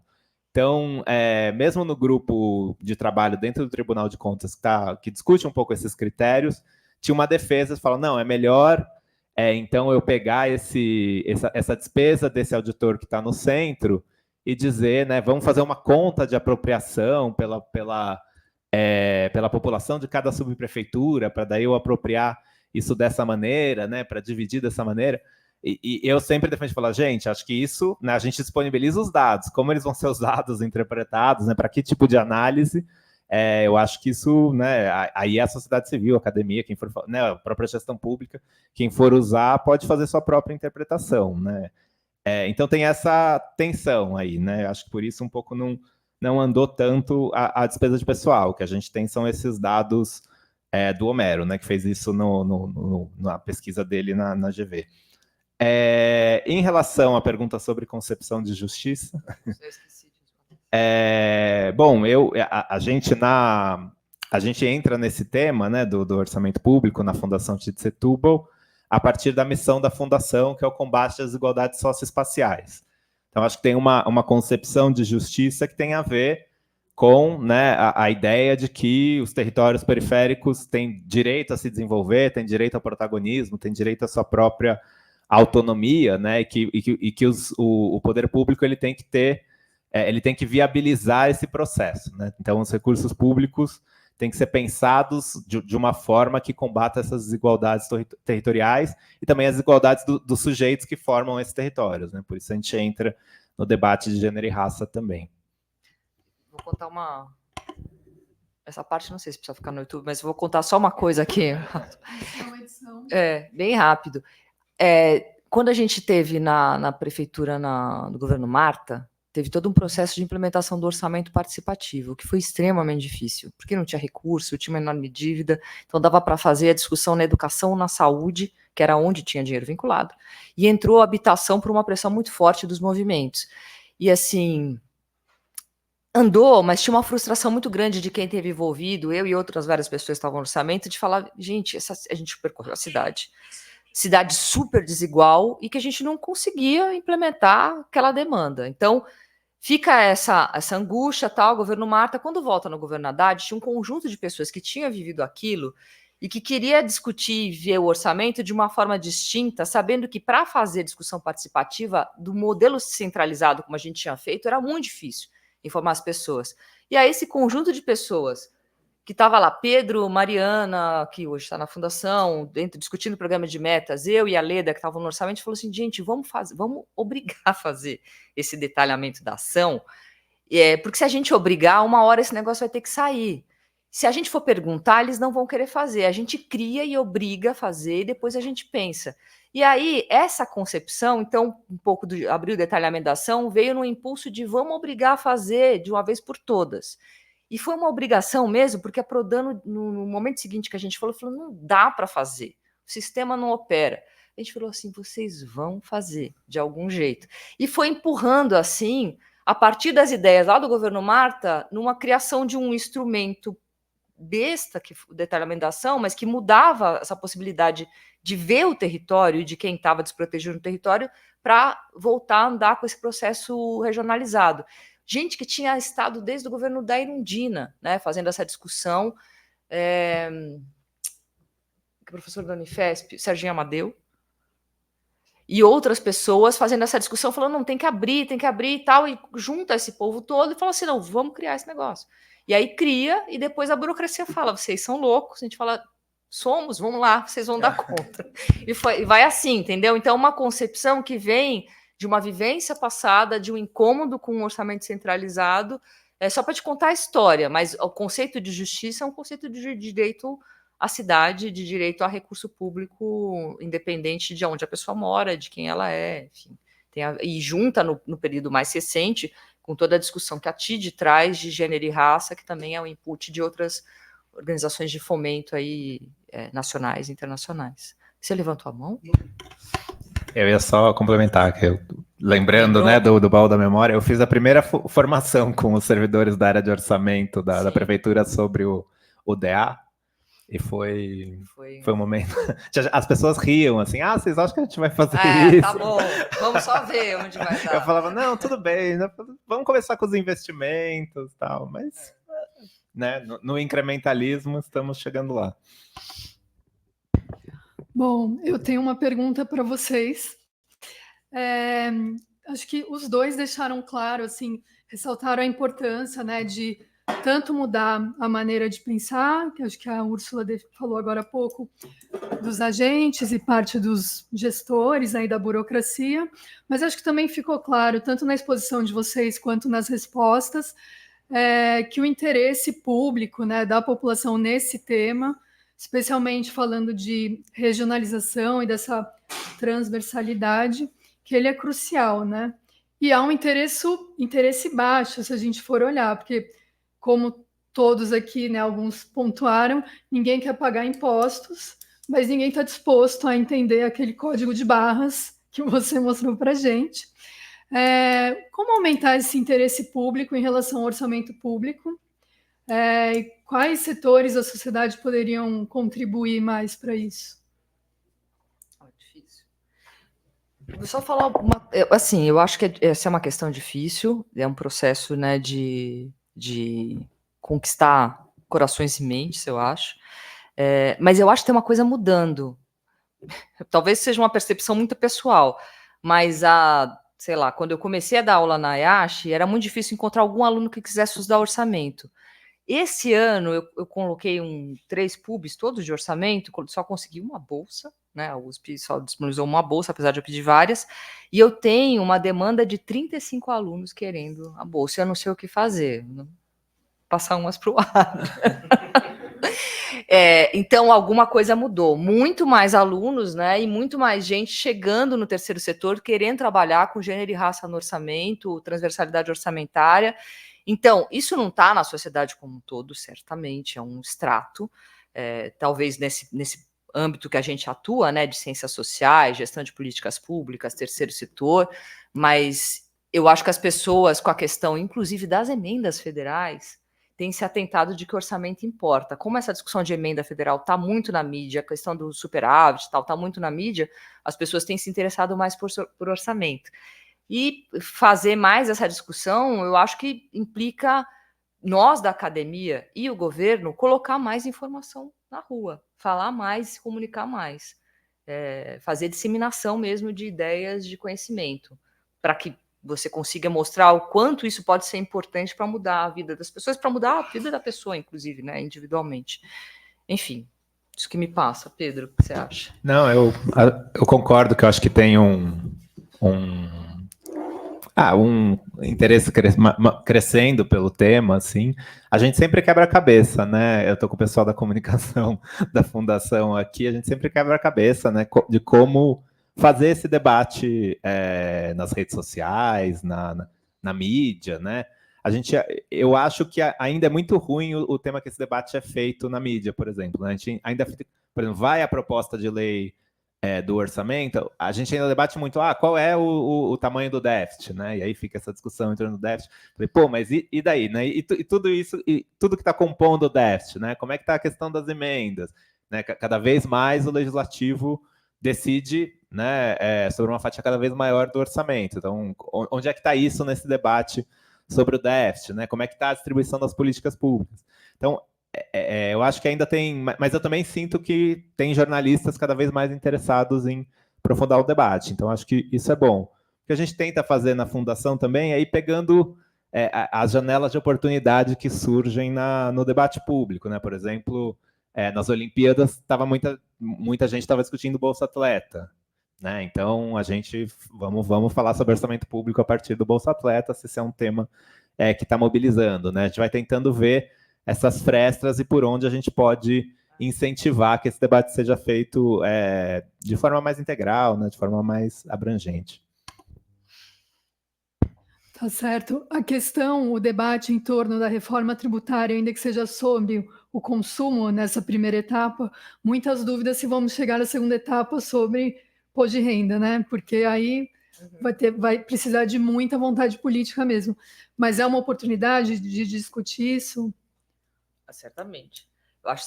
Eu acho, inclusive, que o governo poderia mudar um pouco o foco de como ele tem discutido para esclarecer essa parte da despesa, o que não é fácil, porque toda a discussão de reforma tributária, por exemplo, da indireta, virou uma briga pela taxação da blusinha da Shein, né? Então, e você usa isso, na verdade, para impedir a agenda 2, que é a tributação sobre a renda.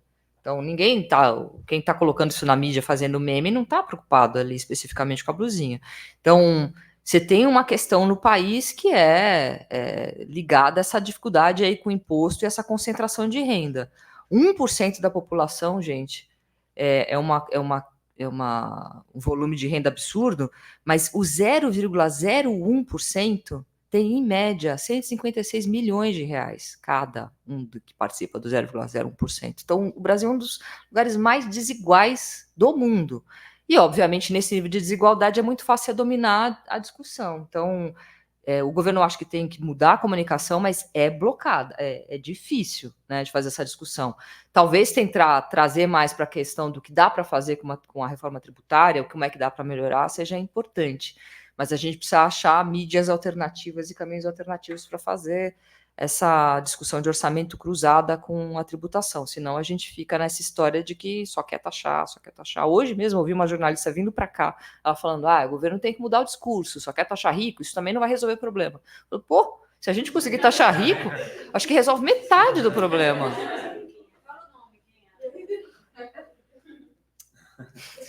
Deixa pra lá, gente. Enfim. Eu acho que tem um só complementando, concordo com a Úrsula, mas tem um outro aspecto dessa discussão que é também, assim, né, muito dessa aversão ao imposto, ela é justificada com aquele discurso, mas o Estado não entrega, né, o Estado não consegue fazer, onde é que está, né, você não vê o Estado conseguindo responder, né, aos anseios da população, e isso legitima, então, que até quem seria beneficiado, né, por um aumento da carga tributária sobre os mais ricos, não, né, ele fala, bom, eu não vou ter nada em troca, então para que eu vou defender isso, né? Pode ser que amanhã seja eu pagando mais imposto. Então acho que tem uma parte disso que também não é nada simples, né? Mas como é que a gente consegue primeiro aumentar a capacidade de implementação do Estado, né? Quando o Estado consegue implementar políticas públicas, principalmente nos territórios periféricos, né? Tem uma série de questões aí que vão para além do planejamento e do orçamento, que vão esbarrar em questões, né, de excesso de controle, né, de dificuldades de coordenação da gestão pública para implementar. E aí como é que a partir disso, né, você consegue aí começar a justificar, né, vou arrecadar mais porque o Estado vai conseguir implementar. Certo, acho que passa um pouco pelo que a Mônica comentou, por que eu vou pagar mais na Vila Mariana se o meu dinheiro está indo para Itaquera, né? Que benefício terá esse cidadão? Acho que tem alguém ali que quer fazer um comentário, e aí seria o final. Exato. Vai ser o inverso. Exato. Não, um comentário que eu queria fazer é que na sexta-feira, quando a Brenda Caru comentou da necessidade da gente ter um Estado que ofereça perspectivas de futuro, não seja um Estado opressor, né, no evento lá na Faculdade de Economia, na FEPESP. Sociologia e Política. Isso. Queria só falar, Pedro, que é interessante que você fala de Estado de uma maneira geral, mas o que falta é Estado municipal, porque o federal está aí, ele chega através de Bolsa Família, políticas afirmativas, o estadual está aí, ele chega através da violência de Estado, através da polícia, através de atendimento, e o municipal é essa coisa amorfa. Então, como é que vocês veem a dificuldade para o beneficiário final fazer essa distinção entre os diferentes papéis de Estado, como as três esferas incidem sobre o território? André, não sei se eu concordo que o municipal não está, né? Porque é a primeira porta. Desculpa. Só um comentário rapidinho. É que eu acho que tem uma coisa muito interessante no que vocês estão fazendo, porque uma parte da conversa é sobre os efeitos que isso pode ter do ponto de vista da participação. Se você torna transparente a alocação, você solta a mão das pessoas que fazem política. O que significa que, na verdade, talvez o que vocês estariam promovendo é uma lógica participativa do ponto de vista do processo eleitoral, em que o orçamento seja tematizado sistematicamente de forma territorializada por aqueles que têm interesse de mobilizar voto territorial. E isso traz uma espécie de lógica participativa para o orçamento que hoje está totalmente ausente, porque não tem como se fazer sem uma transparência territorial. Sim. Me parece que essa é uma camada adicional que talvez tenha um efeito muito mais potente do ponto de vista de pressões distributivas, do que você depois pensar como se aterrissa isso em processos participativos específicos, porque aí você tem a máquina toda processando para pressionar efeitos distributivos. Então, parece que esse tem enfim, se vocês conseguirem chegar lá, o efeito potencial disso pode ser extraordinário do ponto de vista das pressões distributivas.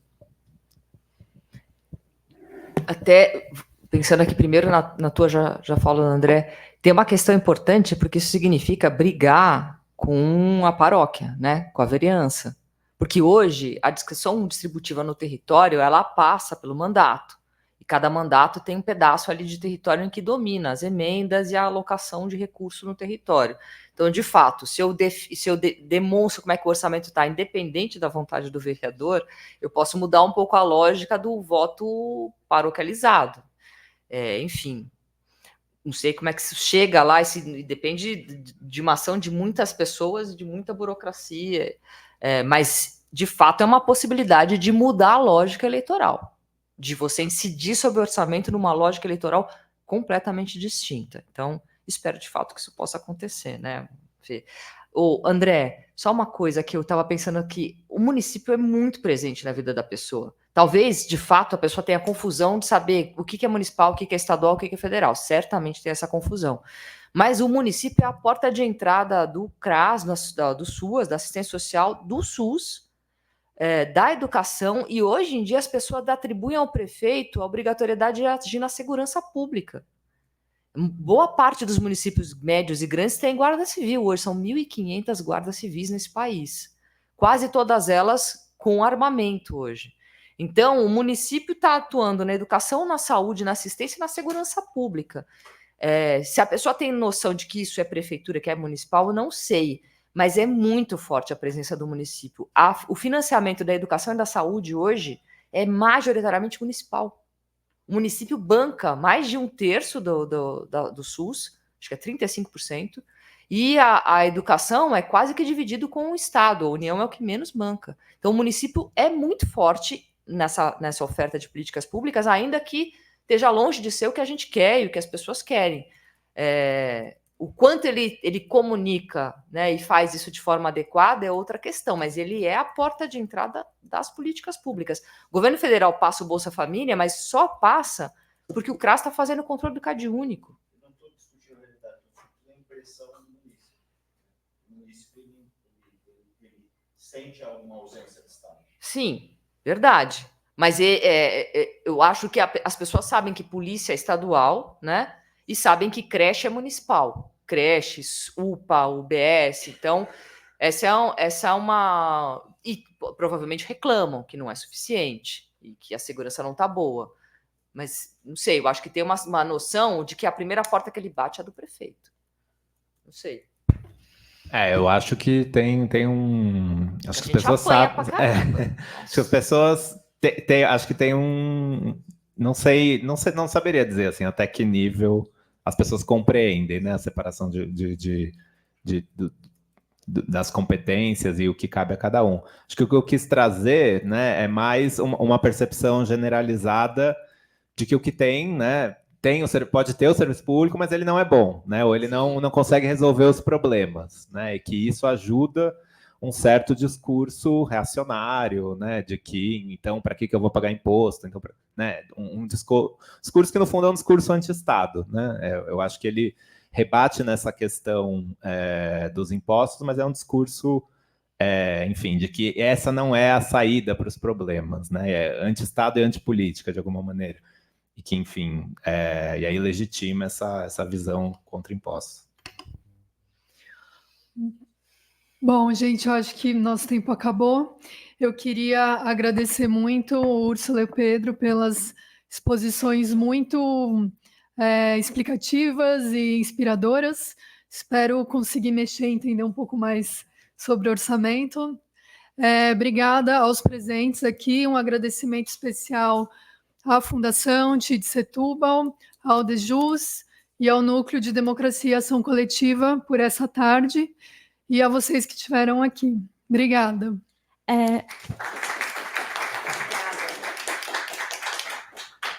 Queria agradecer em nome do DEJUS e lembrá-los que no mês de setembro a gente vai ter 2 encontros, como a Bia já adiantou, no dia 23 de setembro, sobre segurança alimentar, e no dia 30 de setembro, sobre participação social, tá? Estão todos convidados. Obrigada.